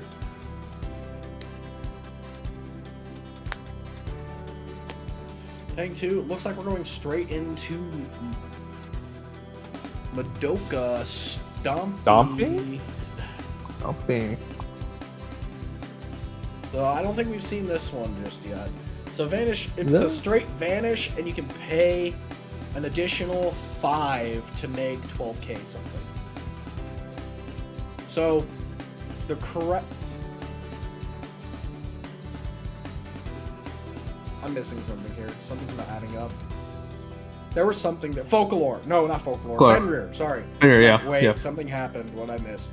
He just got rid of the Fenrir with stamping. The meds are kicking in. I'm getting better, folks. I promise. Typo going to swing in, kill off Regalicus.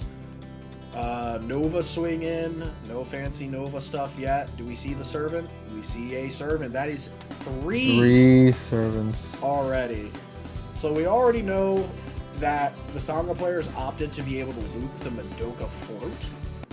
Unless they just decide to ignore the once per game potential, because they have a decent life burst lead right now. 6-4. Now, this is going to be a long... They have to play the long game here against Nova. Because you already know this next turn going in, they're going straight into Hampanai Destruction once you hit level 3 to try and rip your hand to shreds. Yeah. So playing a long game, holding off on using Madoka Float, or using the loop for Madoka Float is a great call here. And also... Assuming they wait until the next turn. I don't think it's wise to use it now. Azure Black Gaia will fix the void, though. Pretty good. I think what the Sangha player needs to do right now is just bait out all of the assist Elrigs without trying to like commit like a Osa Kasune this turn, since that's... I think that's gonna be better used next turn. Like right now, like Osa's just gonna straight kill the Ishiki, which is great. So at this point, it's just a matter of trying to set up your own walls, so this way you wall their wall, and then when it's time for you to push, you can. Sangha has the cards that can push back. It's just they don't have enough enter right now. This is not the right time to try to be aggressive. Right, agreed. Now, they did hit 4 off of the Azure Black Gaia, so it means they can get up to 2 Signy, non-guard Signy, up to a total of level 4. So we're going to see an Osai Gitsune and a Mirai grabbed off of the Azure Black Gaia. Great way to put some cards in your hand, save that Madoka Float, recycle for after the Hampanai turn to just rebuild your hand back up the way it should be. Actually, now, keep in mind, Osai Gitsune is live on this matter. Since there was an enter charge that happened this turn, we're going to see Landling, 0-2, Harmony, and Mirai. We have all 3 colors out and straight into Salvage the Future. There we go. So that's 20 cards off the deck if they do not take care of that. That's 20 cards off the deck if they do not take care of that Landling. Either way, they're taking 15. Yep. So if I'm counting right, 4 cards in hand, 10, 12. They probably have at least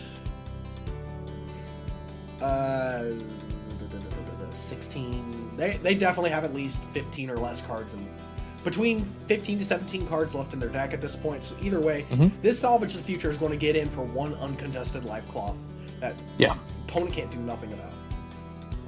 The real question is, are they going to go into Bang de Capo, or keep their guard, only use Tamago, pay the extra 1 to get a draw 2 down the Mirai, which is what seems to be the play here, which I don't like this play. I really don't.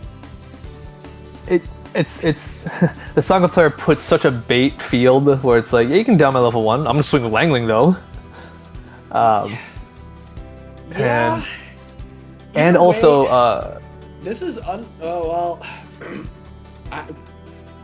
did you just see? Did you just see 3 enter paid? Yeah, for bangs. Why? Mirai's not doing any damage. Oh, it's probably And- just to save on the for the right. interesting. Interesting. Oh, maybe it's just to get cards out and just like that way you can refresh it. Maybe that's so weird. Because I mean, the bang is going to stop the Sangha attack. I wonder if it was just to get it out so that way they could start the guard recursion because they planned Yes. the guard here, knowing they're losing the rest of their deck, so that way they have the guard in their trash already. I still don't like that play. I really don't. But we'll see if it works out in the end for Nova. Yeah. There might be some big brain stuff I don't see here, but the only thing I can think of is the ZRO2 would have cleared out the typo, right? Yep. Yeah, it would have cleared out the typo. That's 1 damage. Why pay the extra? Or not going to guard here at all, actually, right?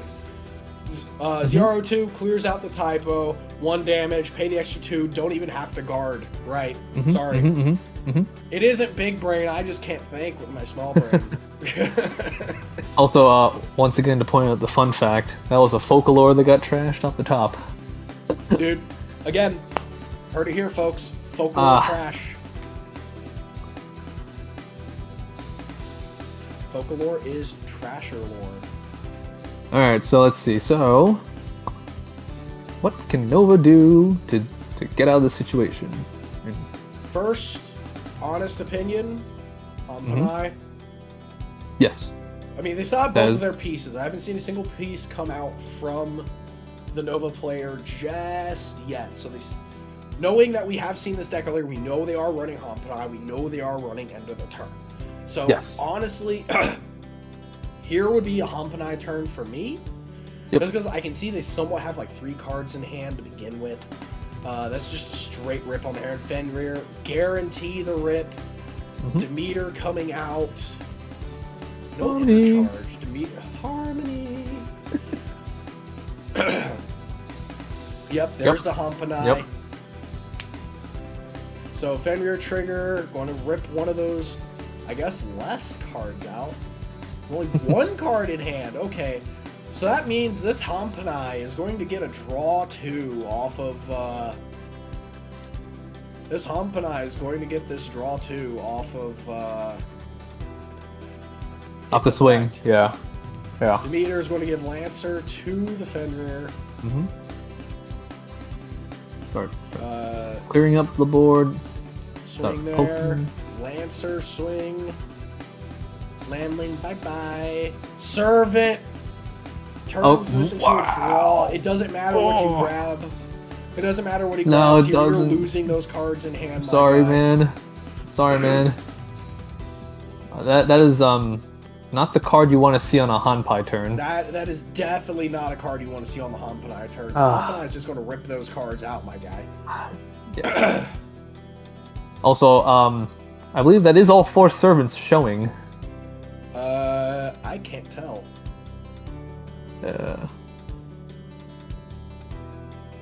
So Mirai, that's not doing anything. Gets the inner charge though.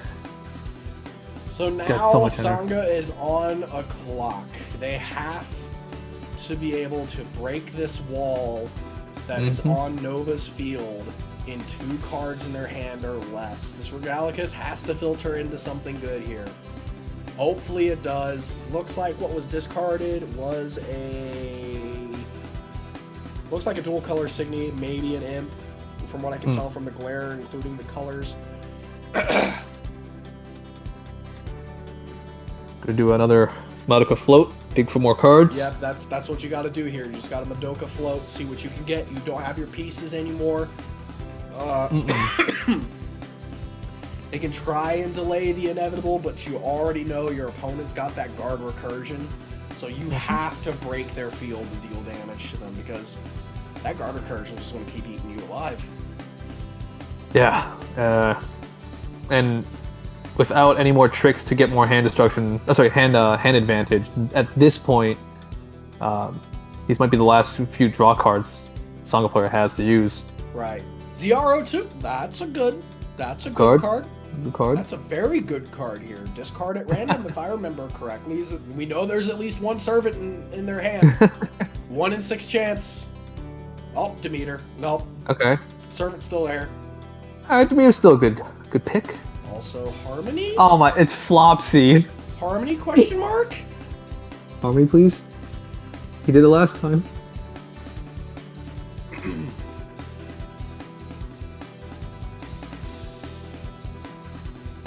on a second.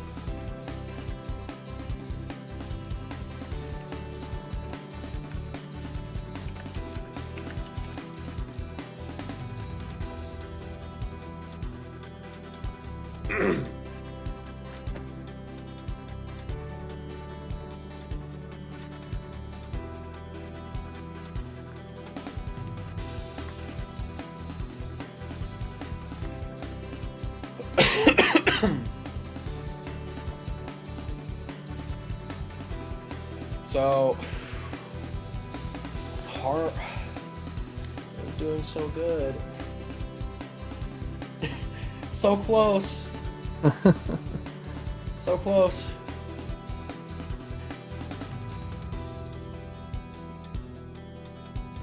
I cannot believe we actually got there's the judge. Okay. I'm definitely making a PSA video after this. Like, I'm sorry, guys. I love you guys, but please, RTFC. I don't want to see people get game lost. I love this game way too much to see people get game lost over just not reading the cards. Mm-hmm. But it's reversible. Just down the Madoka. Not a lot of stuff has happened to really make a difference with it. The only thing that happened was Flopsy attacked. Yeah, the only thing that happened, Flopsy attacks. No, Zero 02 did attack, did get rid of the Fenrir. Oh, true. True.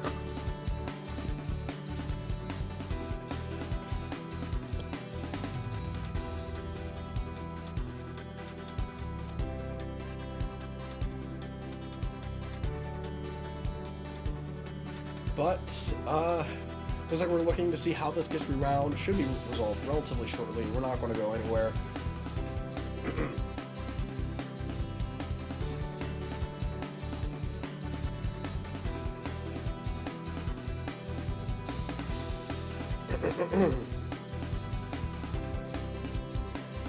Anyways, so that Mirai's not doing anything. We see the discard for the servant, and the servant recursion continues. All that's left is the clap. The clap can down 2 things, but if they don't present the old clap, really doesn't need to be played here. Actually, no, I take that back. Clap 100% needs to be played at some point because you're going to be losing your hand fast. Honestly, if I were the Sangha player, this is a bit risky to do. I would use the clap on anything that threatens Flopsy. And maybe ZR02. Maybe. I would prioritize Flopsy over ZR2 right now. Flopsy is getting cards in your hand. Yeah. It can get guards, and it can get guards. It can get literally any piece that you need, and you just gotta hope that your opponent doesn't rip it out of your hand. So yeah, I 100% besides, prioritize. You can just recycle the ZR02 with Flopsy anyway. Yes. So and that's look like there is. I do see a ZR02 in the enter of the Sangha player, so it is possible to recycle a ZR02 here on the next swing. Actually, I don't remember what. No, they grabbed a Nosaki Tsune on the last one. That's right. Yep. So honestly, what the play might be here. Save the ZR02, maybe save the Flopsy. If not, save the Flopsy. Play the Osagi Tsune, play something that has black in it, have the tricolor condition Osagi Tsune, be able to unattack, get rid of something. But Blue Whalen, I love this card. Blue Whalen, we Whalen. So Blue Whalen, I believe I mentioned this before, I can't remember, is in my opinion, a cheaper Machao. Machao is nice with the shadow and all, but pay 2, ditch 2 in a deck that already has a lot of hand to begin with. is nothing. And to just trash anything on your opponent's field, bonus. Easy bonus. He just instant killed that Flopsy. Yeah, they don't get the resource. They don't have a chance to save it. It's gone. Fantastic. It looks like we see a little fan of the trash here. Leon might be thinking about end of the turn to maybe get that Kome. Try and push a little damage. Maybe try. It looks like there's a pen light in there. I can't tell what that is between the servant and the trial. But yep, there's Kome. Yep, there is a Kome. Not use of an end of the turn here. That is true. There is not use of an end of the turn here. So we do have a Kome out immediately. So we definitely do need to see a Magica clap here to down at least 2 things. Yeah. Otherwise, that Kome is going to allow for 2 Larig swings, and you already know that there isn't 2 cards in Decoy's hand. Oh, Hellfire! He's letting it go through. He's just saying, "Go ahead." He's just straight swinging, huh? Wow. Not even.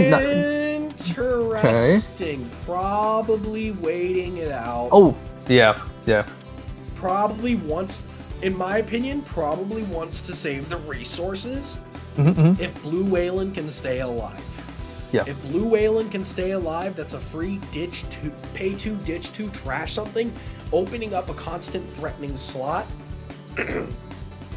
So, this is very strong. This is a very strong field here. You have 2 big threats. Not a lot of ways to deal with them. The only thing you can keep doing is keep trying to find the ways to deal with it. Biggest priority, hands down, Kome. You don't want to get the second ring attack in, especially if you're not able to keep servants in your hand. Yeah. And the Blue Wayland is a, how do I put this? The bait card, I'm going to say. But there's true. Not, like, but yeah, and as we know, end of the turn is still live. So, in the grand scheme of things, it doesn't matter which one of these dies this turn. We can just pivot right back into the other one. Right. So okay, so we're just gonna straight swing. Okay, fair deal. Oh, there wasn't an enter charge, so we didn't get to see. He's got 2 blues. Yeah. And yep, Nova Guard. Get the loop going again. Yep. Dude, this servant loop is so good. I love it. I've been playing Uchu for so long, being the slow deck and not being able to do anything with how slow I am. Now I can play the slow deck and do exactly what I want with the slow deck. Just be there and say, okay, cool field. Cool can you story, get over mine? How much damage can you do? Bring that old meme back. Cool story, bro.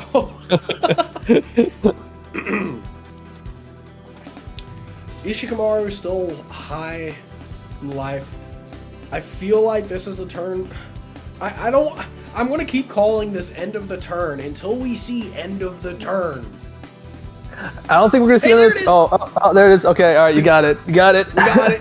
What's he going for? What's he going for? You're going for that Kome in there, right? Right? Right?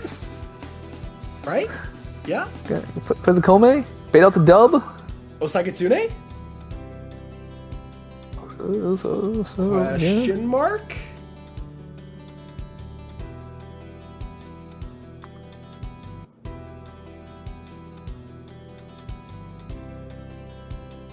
Fenrir? Fenrir? Interesting. Doesn't look like he has a hand. What does Fenrir do here for this? Well, yeah, obviously freezing. Okay. Freeze those down. Here comes Kome. You can't attack my stuff to begin with. So freeze those This Ishiki down. has been here since turn 2. I cannot believe it. Dude, Ishikimaru is a beast. It's just sitting here. All right, so now it's gonna rip an extra card out. What card? There's no cards in hand. So I don't think there was any cards in hand. Oh, This is just unfortunate. So this is 2 damage with Kome right now. Double swing Nova? Double swing Nova? Oh? That is the play here. Double swing Nova. Honestly, double swing Nova here is the play, I believe. Unless he's trying to go for a deck out free damage, then end the game after that. That's also valid. That is true. To make him count the life bursts. Right. See what potential life bursts could be here. From my observation, there's at least, well, there's obviously, I can see 2 or 3. I only see like 2. It's hard to tell on some of these. But it looks like we are going to see the Nova double swing strat. Yep, restand, 1 damage. So there's 1 restand. Here we go again. 2. I mean, Akafuku doesn't really do anything in this situation right now. Nova's not swinging Signy damage. But now he's down to 3. He was down to 3 cards. Now he has 1 card left in deck. Don't play a cycle, my guy. You're gonna go to 0 life cloth. Excuse me.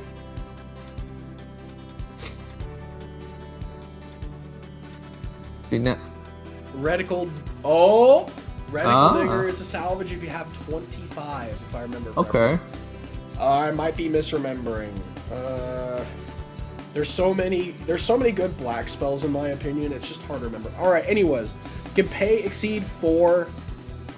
Target Signy gets neg 5k, otherwise neg 12k. Getting rid of the Fenrir, opening up that slot. Nice. Free damage, Zhao Yun. You know the servant's coming out. Drop the servant. There you go. Yep, there it is. Whoop, there it is. Alright, now, man, this Nova player is in such a good position. Like, he could just threaten game right now with Kome. And even if he can't push for game, his opponent's just going to take 1 damage. For no drawbacks. Yeah. Actually, yeah, so there's actually no drawbacks to just taking a damage here, because you know your opponent Nova can't open a lane. Yep. So you just take the damage anyways, not even care. Then see if you can fill the board. I don't think that's going to happen, because here comes another Fenrir. Zirconium and Imp frozen. Yep. Frozen yet again.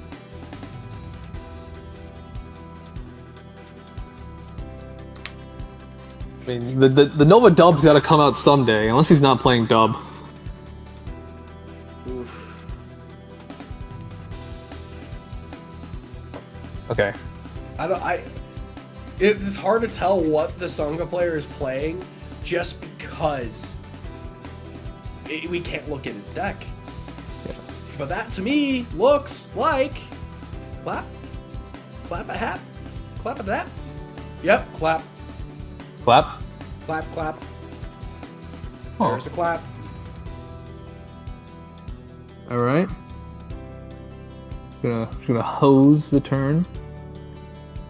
Yeah. That's about it for the most part. You gotta do what you gotta do at this point. Yeah. That gets cleared out. Swing in. Landling. Fortunately, that's only 1 card in deck. And it's, actually, did he show what that card was? I saw it was an Osagi.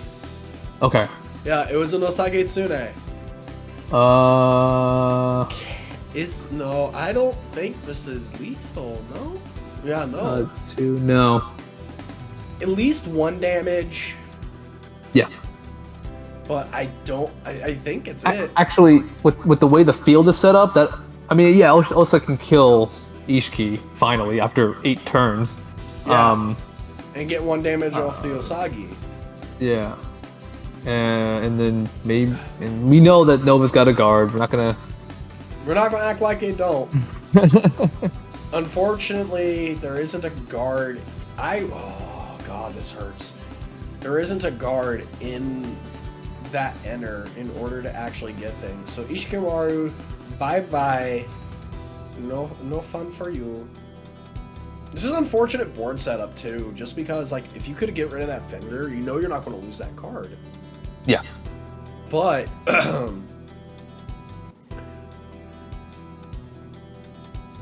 yep, Yeah. you just lose the card anyways. The last card, swing for game. Yep. Straight to combat. Good game. Nice. That is game there. And I know who won table 1. So you know what our finals is going to be?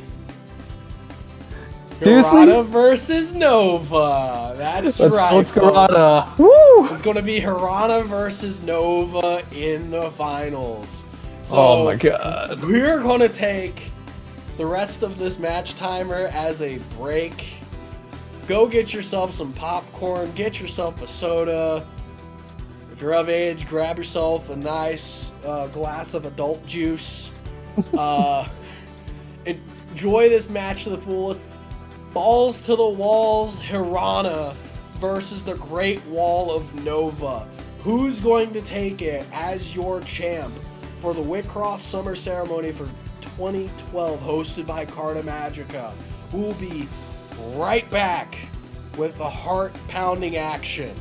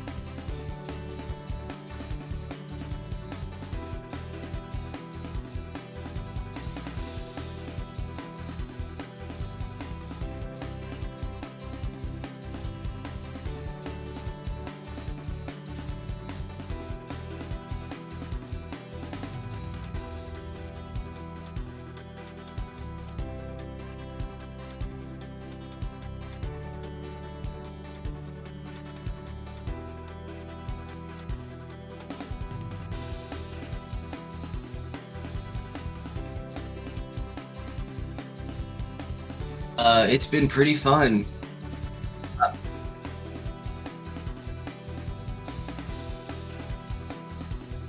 Okay, yeah, that's what I was thinking.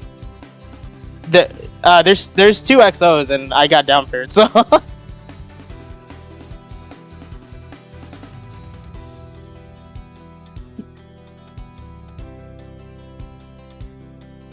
Oh Okay, yeah, yeah, 'cause I was I'm thinking the paired same down. exact thing.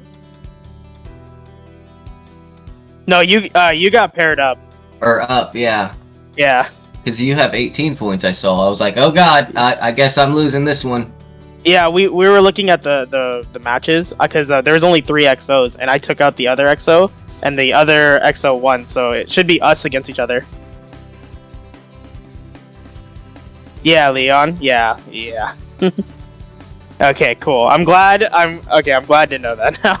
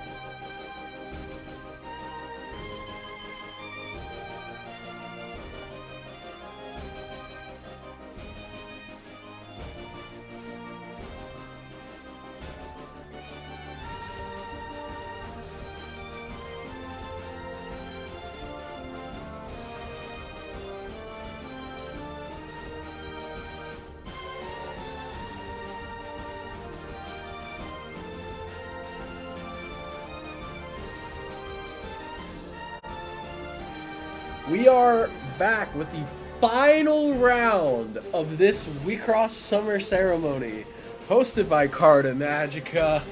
Now, it's been one hell of an exciting day. Wouldn't you agree, Andrew?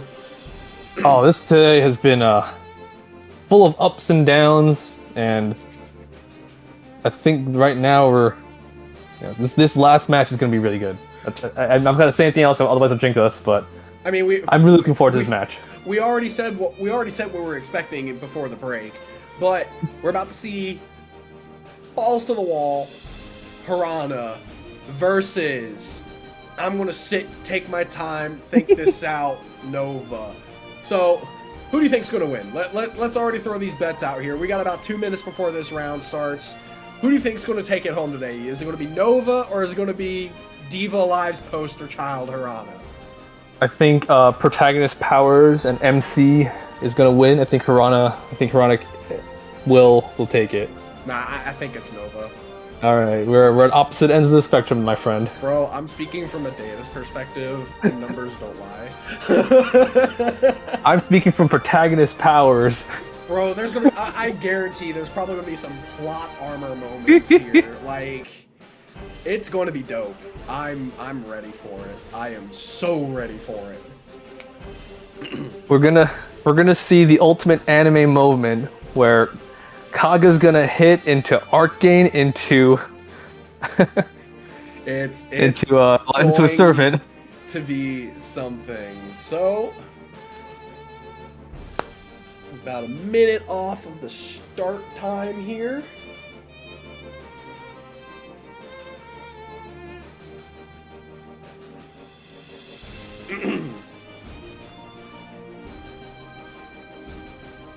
So, honestly, I actually can't think of a better way to end this.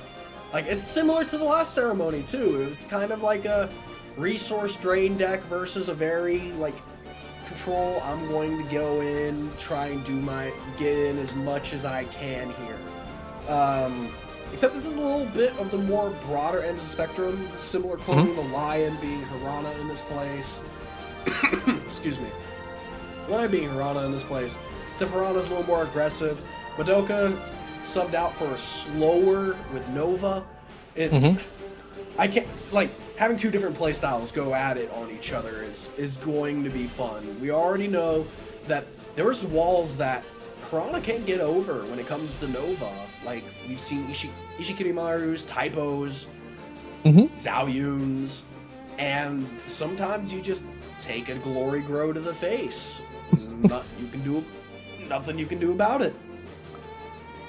Yeah, I think what's gonna happen is when we do see the walls being presented by Nova, how the Harana player is going to break them. Like, I think that's going to be the game changer, because there's a right time and a wrong time, especially in this matchup. And if you break them at the wrong pace, you know, you're gonna be behind. It's just gonna be like who can open ideal, and then who can beat that opener. Right. So, a lot of it, I think it's also going to come to player skill here. Yes. Excuse me. I'm so sorry. That was very violent. Who practiced this matchup more?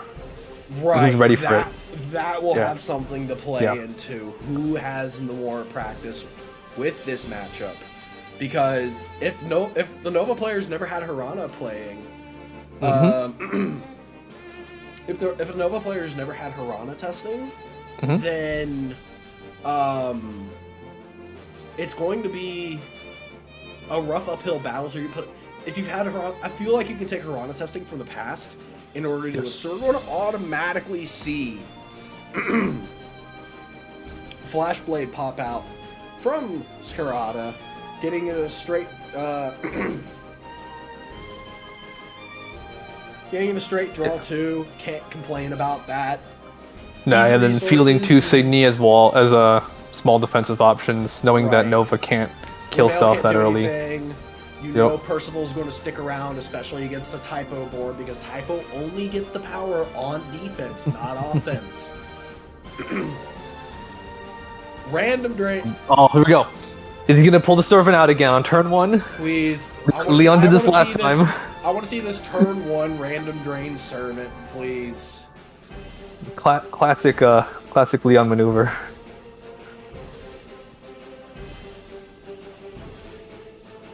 Oh, he's taking card 1. Oh my god! Turn 1 servant, let's go! Oh god, that always feels good. Not if you're the Piranha player, but I'm laughing. No.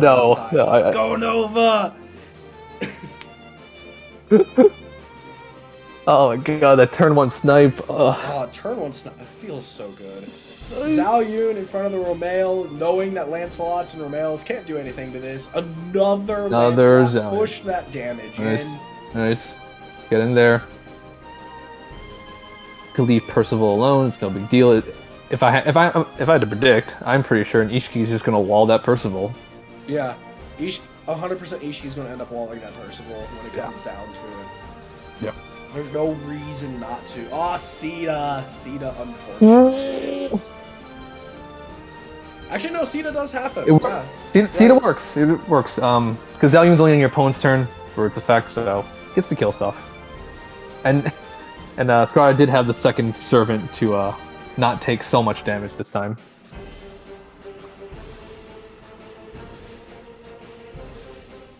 Right.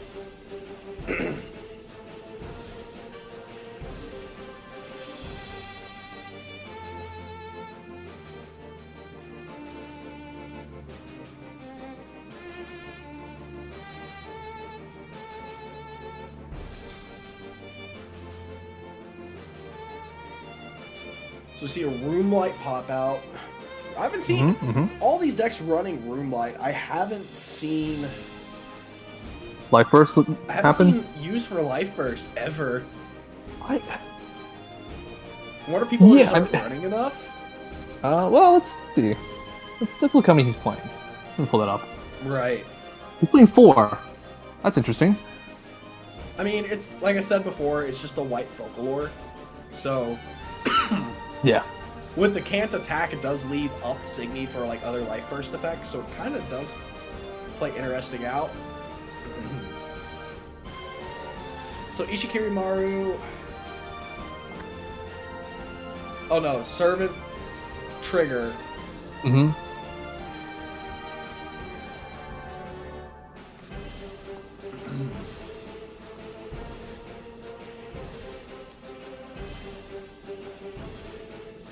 So,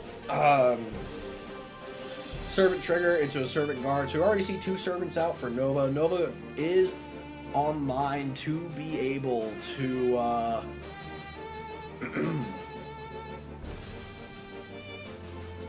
Nova is online already for the Servant Recursion, already having 1 in trash. Can pay out that Servant anyways, if need be. Yep.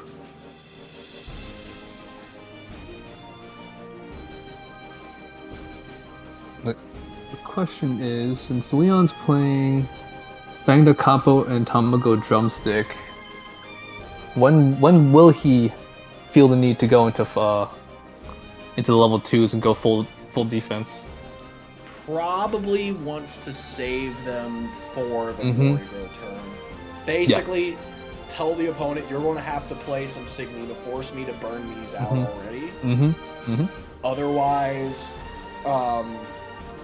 I'm going to sit on these and you're going to be threatened by them. Yeah. Constantly. Yeah. So, Scarrata's going to have to do some plays to get to bait those out before the to bait them out before he goes for Glory Grow. Yes. Now, it's entirely possible that that's how he just baits it out, is the Glory Grow and then use his Signy, the ability to clear things off the field to excuse me.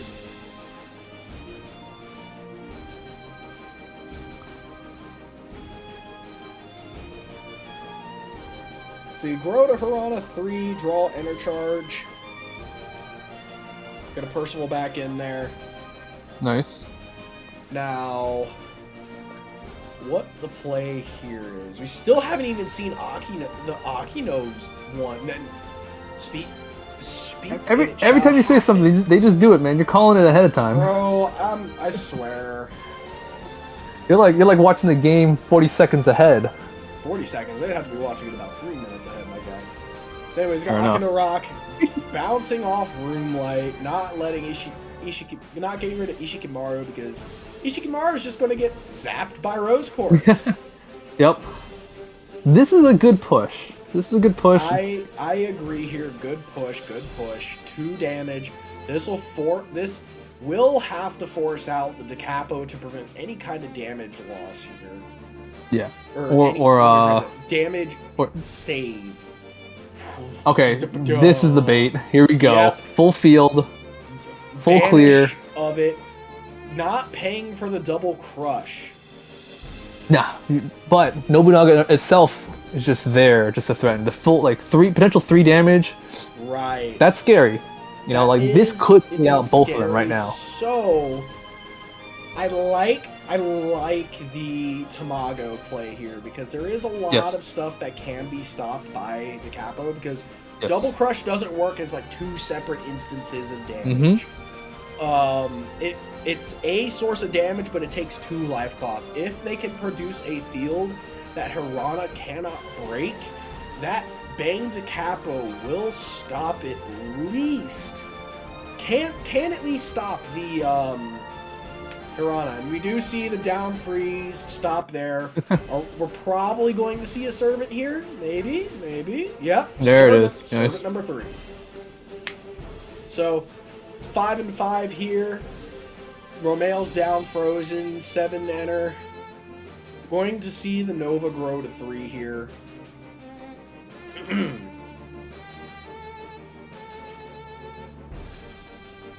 Although at this point, when Nova enters play, the correct thing is to bounce Romeo or Lancelot. You do not bounce. Oh no. Oh my. Wait.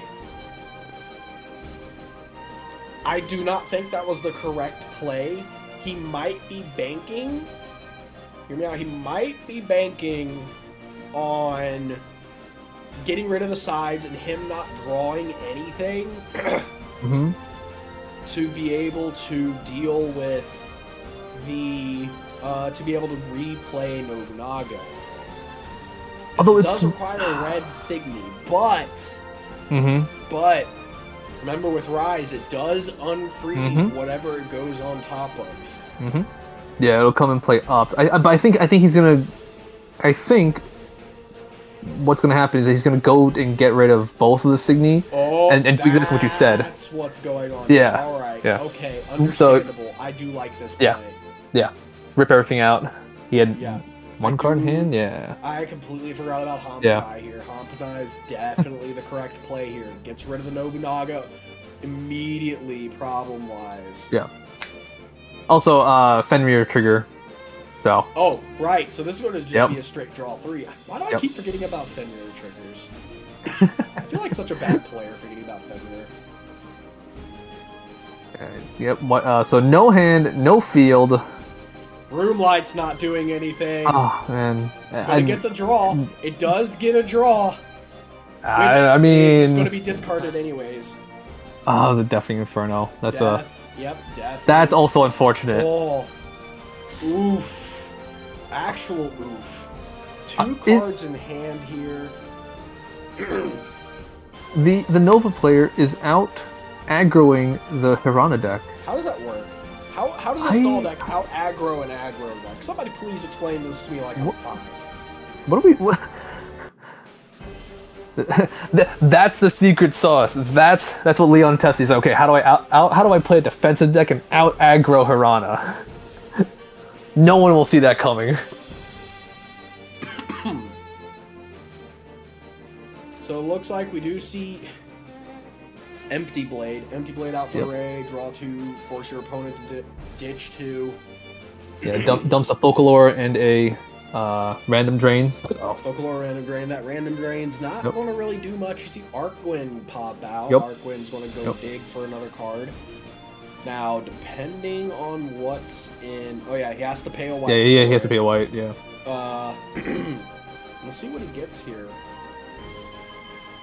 Now, Arcwind does have some kind of Shadow. Shadow's not going to do anything much, or for the most part here, but it does provide somewhat of a wall to have to climb over. It's 12k.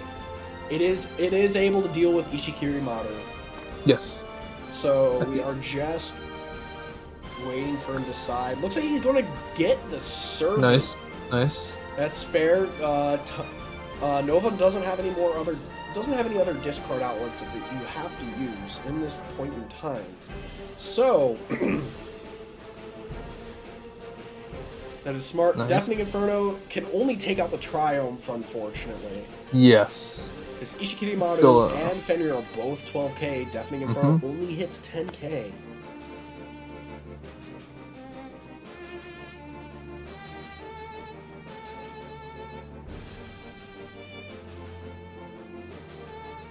Oh, but yeah, it is.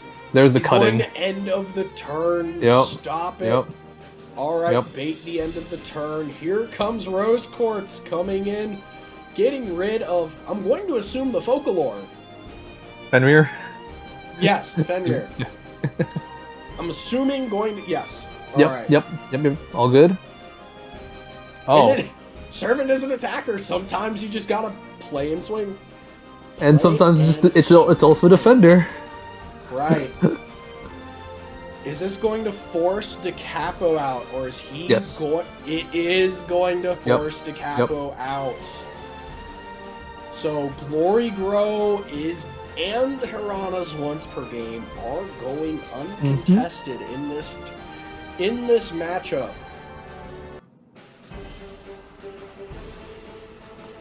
Arcwind over the Ishikamaru, standard play here. Servant can't get rid of the Triumph, unfortunately. Yeah, so just get rid of that. Not even attack with your other two things. Yep. Like, don't even need to. No point. Yep.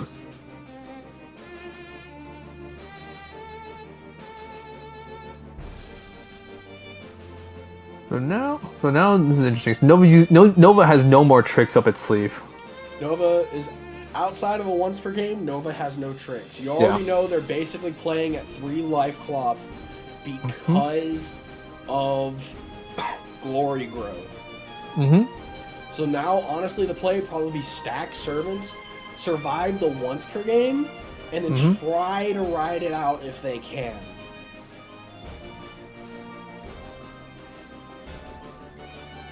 It'll be crazy if we do things out of order and Squadra goes for the once per game first and then does Glory Grow for the finisher. That would be interesting. Glory Grow basically says, you can't guard me, bro. What are you going to do about it? And, but that means Squadra would have to open up enough slots in the front row to make Glory Grow a kill and pray the defensive life burst does not happen. Yeah, that's true. Okay, there's more walls and a Kome. So we're going to see, more than likely going to see a double rig swing here. Yep. So we're more likely going to see a double rig swing here. It's the only logical play, but there's still the second Akino. We already know it's Akino bye-bye. Fenrir Trigger gets rid of Deafening Inferno. Deafening Inferno can get rid of something. No Akino bye-bye? He can't. He's only one enter. Oh, right. Akino costs 2. Akino costs 2. That's correct. The unfortunate part of that. Yes. And we know that Squadra does not play Kukirun. Swinging with the Kome instead of going for the double or rig swing here. Yeah. I respect it. I can respect that play because he is playing with basically only 2 cards in hand here right now. Yes. So I can respect that line of play. Yeah, let him be on top deck mode. No reason not to, you know? Right, like that's the best bet you can do here. Force them to play off the top deck. And we know that Squadra's last piece, second piece rather, is get to the top. So at this moment, he would have enough enter to do get to the top into a Rose Quartz play. He would, if he pays correctly, he would have enough to do that. But I don't think that's the correct play here. No. Because then he still can't grow into Akino Bye-Bye. Exactly. That's honestly going to be his last lifeline at this point. Yeah. Or so Arcwind into trying to find a Rose Quartz, I can agree with here. I'm telling you, man, my prediction of Kagatsuchi, bring back Arcane, activate Arcane, get a servant off the top is gonna happen. It's how the anime ended. They lost, but whatever. But yeah, it's gonna happen. But they're not playing against Deuce. That's true. Because all right, he's deciding. Oh, I see a Mars. Ooh. All right, Mars with one card in hand though, so I mean he can go for some Enter denial plays, or just denial in general. Killing off the Fenrir or the Folklore does deny the Enter. Because there's nothing in his Enter right now that can be denied because they all share a color with Nova. So true. So the only thing that can be cleared, Fenrir or Folklore with that Mars to go straight to trash instead. Yes. Yeah. I mean, at this point, I'll take it. I mean, the Fenrir has to get off the field. That's number one. Yeah, Fenrir has to get off the field. Fenrir and Kome, both are actual threats to this board. Yes. So it looks like we got a little debate on what piece to use here. Glory Glow. Yep. So already seeing the 3 life cloth here. Depending on what these life cloth are, this could be a good thing for... This could be a good thing for Leon, actually. Folklore still gets to live. Hirana swings in, guarantee that too. What do we get here? We get Zayu Folklore. Hey, the Folklore did something. It downed the Sita. Something. Not that it matters. We can't make fun of it anymore. Look, if we still make fun of Folklore until it actually stops attacks. It didn't stop attacks. It just downed the signal. Yes. I like Sparrow's position right now. He has exactly 4, so he can do Akino Bye full power. Yes, he can. But depending on how Leon does it, he can stop. He can actually stop Hirana right now. He's got 3 to 2. If he has another Kome in hand, that's 2 free life burst swing. Blue Whale. Ooh, I like blue. Do it. It's a card, yes! Man. I love Blue Whale in here. I love the Blue Whalen. Send that Mars to trash because you can't target Arcwind. Get that Mars out of here. Mars is garbage. Is Blue Whalen going to be MVP of today? Dude, is honestly, that what we're gonna see? Yeah. Honestly, yes. And here comes the Kome. Oh man. This is So Akino Bye has to go. Bait. Yeah. Akino Bye is here to bait Kome is here to bait the Akino Bye. Yes. But great positioning by Leon also. Wait. Question mark? Although Scarada has to bounce. Unless he knows what's in his life cloth based off what's in his trash already, he has to bounce this Kome. Otherwise, he's playing at 0 life cloth. His opponent playing at 3. Yeah. And I don't see any Kag, so I'm pretty sure one of those is a Kagatsuchi. He bounces. He bounces Kome. Yeah. He only takes. Either way. He's taking. No, he has to bounce the Kome. Otherwise, this is lethal. Sorry. He has to bounce the Kome, otherwise Blue Whalen is free. Kome is 2 swings, because he knows his opponent has nothing in hand. Yes. It's too risky to bank it on getting like a Deafening Inferno or something. It is way too risky for the Deafening Inferno here. You're not going to get it anyways, probably. Yeah. So we're going to see the Akino Bye, probably targeting the Zooge.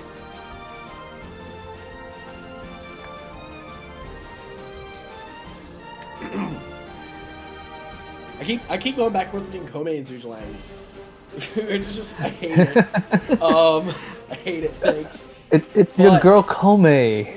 Kome. We got a whole anime about this season. It's great. Yeah, I know. Thinking. This is not a easy choice. This really isn't. It's either is not. You get rid of the Kome. Either way, you're taking 2 damage. That is without a doubt. You're taking 2. You bounce the Blue Whalen. And you only, all he's going to do is okay. That's correct. I feel that's correct. Folklore to switch. Yes. The next honest correct play, Folklore into the Sita, Blue Whalen face. See what he gets. Kome is literally the only valid option for him to bounce here. Just because, otherwise he's got lethal. Otherwise, no matter what, he's playing with lethal. Yeah. Like, he's going to 0 life cloth unless one of those is a defensive burst, like a servant, or just something else. You can already assume your opponent's playing with 2 servants in hand at this point. Your once per game is doing jack.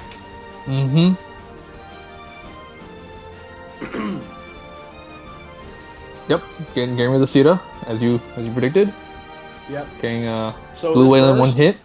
Nothing. Okay, this alright, come on. Kag. Laughl's gotta be Kag, man. He has no Kag showing. Oh, dude. Come on. We need some anime pro tag here. Like, oh no. I want this is so tight of a game right now, and I love it. Honestly, the biggest play here is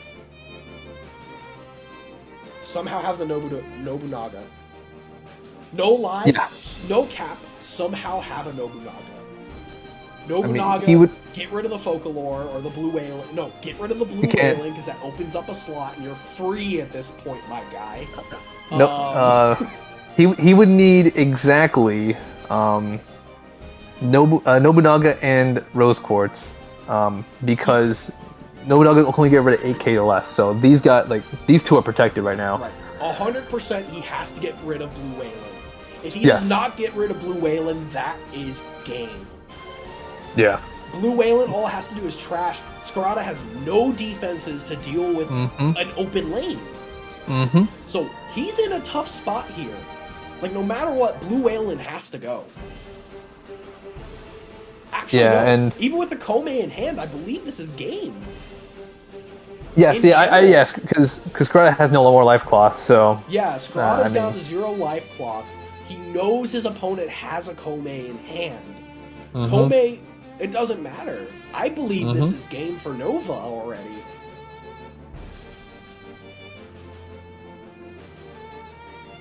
But, heart of the cards, anything can happen. Literally, anything can happen. He could have 1 servant in hand for all I know. I'm pretty sure he has 2. He's had Nova on mine for 2 turns, but hey,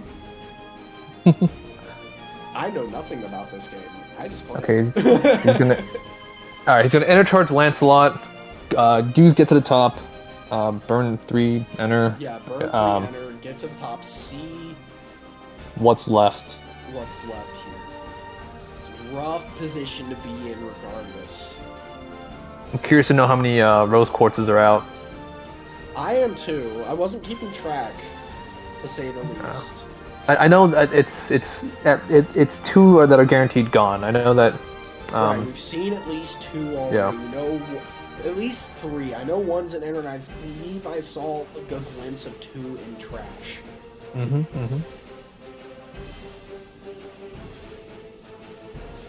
No, that's concession. He's just scooping. He's got nothing. He's just scooping. He's got nothing to do. He's got nothing. This is game. So, friend, you were right. Yeah. Crab Rave, Nova 1. Blue Whalen for game. Dude, Blue Whalen is such a good card. And double typo in the life cloth too. All that, nothing was happening. Yeah, no. Double in the life cloth. But Hellfire, I will say that this last game between Leon and Scarada was tense, to say the least. No, it was a good back and forth between 2 different playstyles with the decks. It was entertaining nonetheless, Yeah. I really enjoyed that. That was probably the most fun game I've seen all day actually. Yeah. No, this is a very interesting game to end. To welcome rather the new set into, like, the meta, since Nova just outright won today. It's crazy. And honestly, like, I still believe there was still. I went in honestly believing there was still a bit of a stigma behind slow decks, but I feel like the people who piloted those quote slow decks were able to pilot it efficient enough to be able to clear their match in 40 minutes. Now, yeah. Needless to say,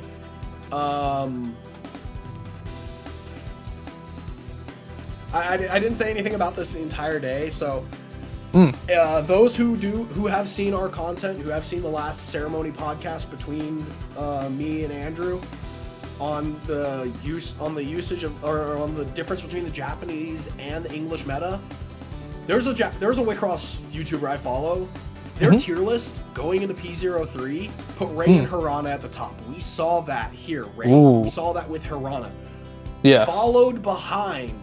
Let me pull up the screenshot here before I misquote and somebody happens to know what video I'm talking about and say, no, that's not how that works. So it's not in my downloads, it's in my screenshots. Where's my screenshots? Screenshots, please. Did I delete it out of stupidity? There it is. Excuse me. Oh wait, I know where I posted it. Right. I know where I did post it.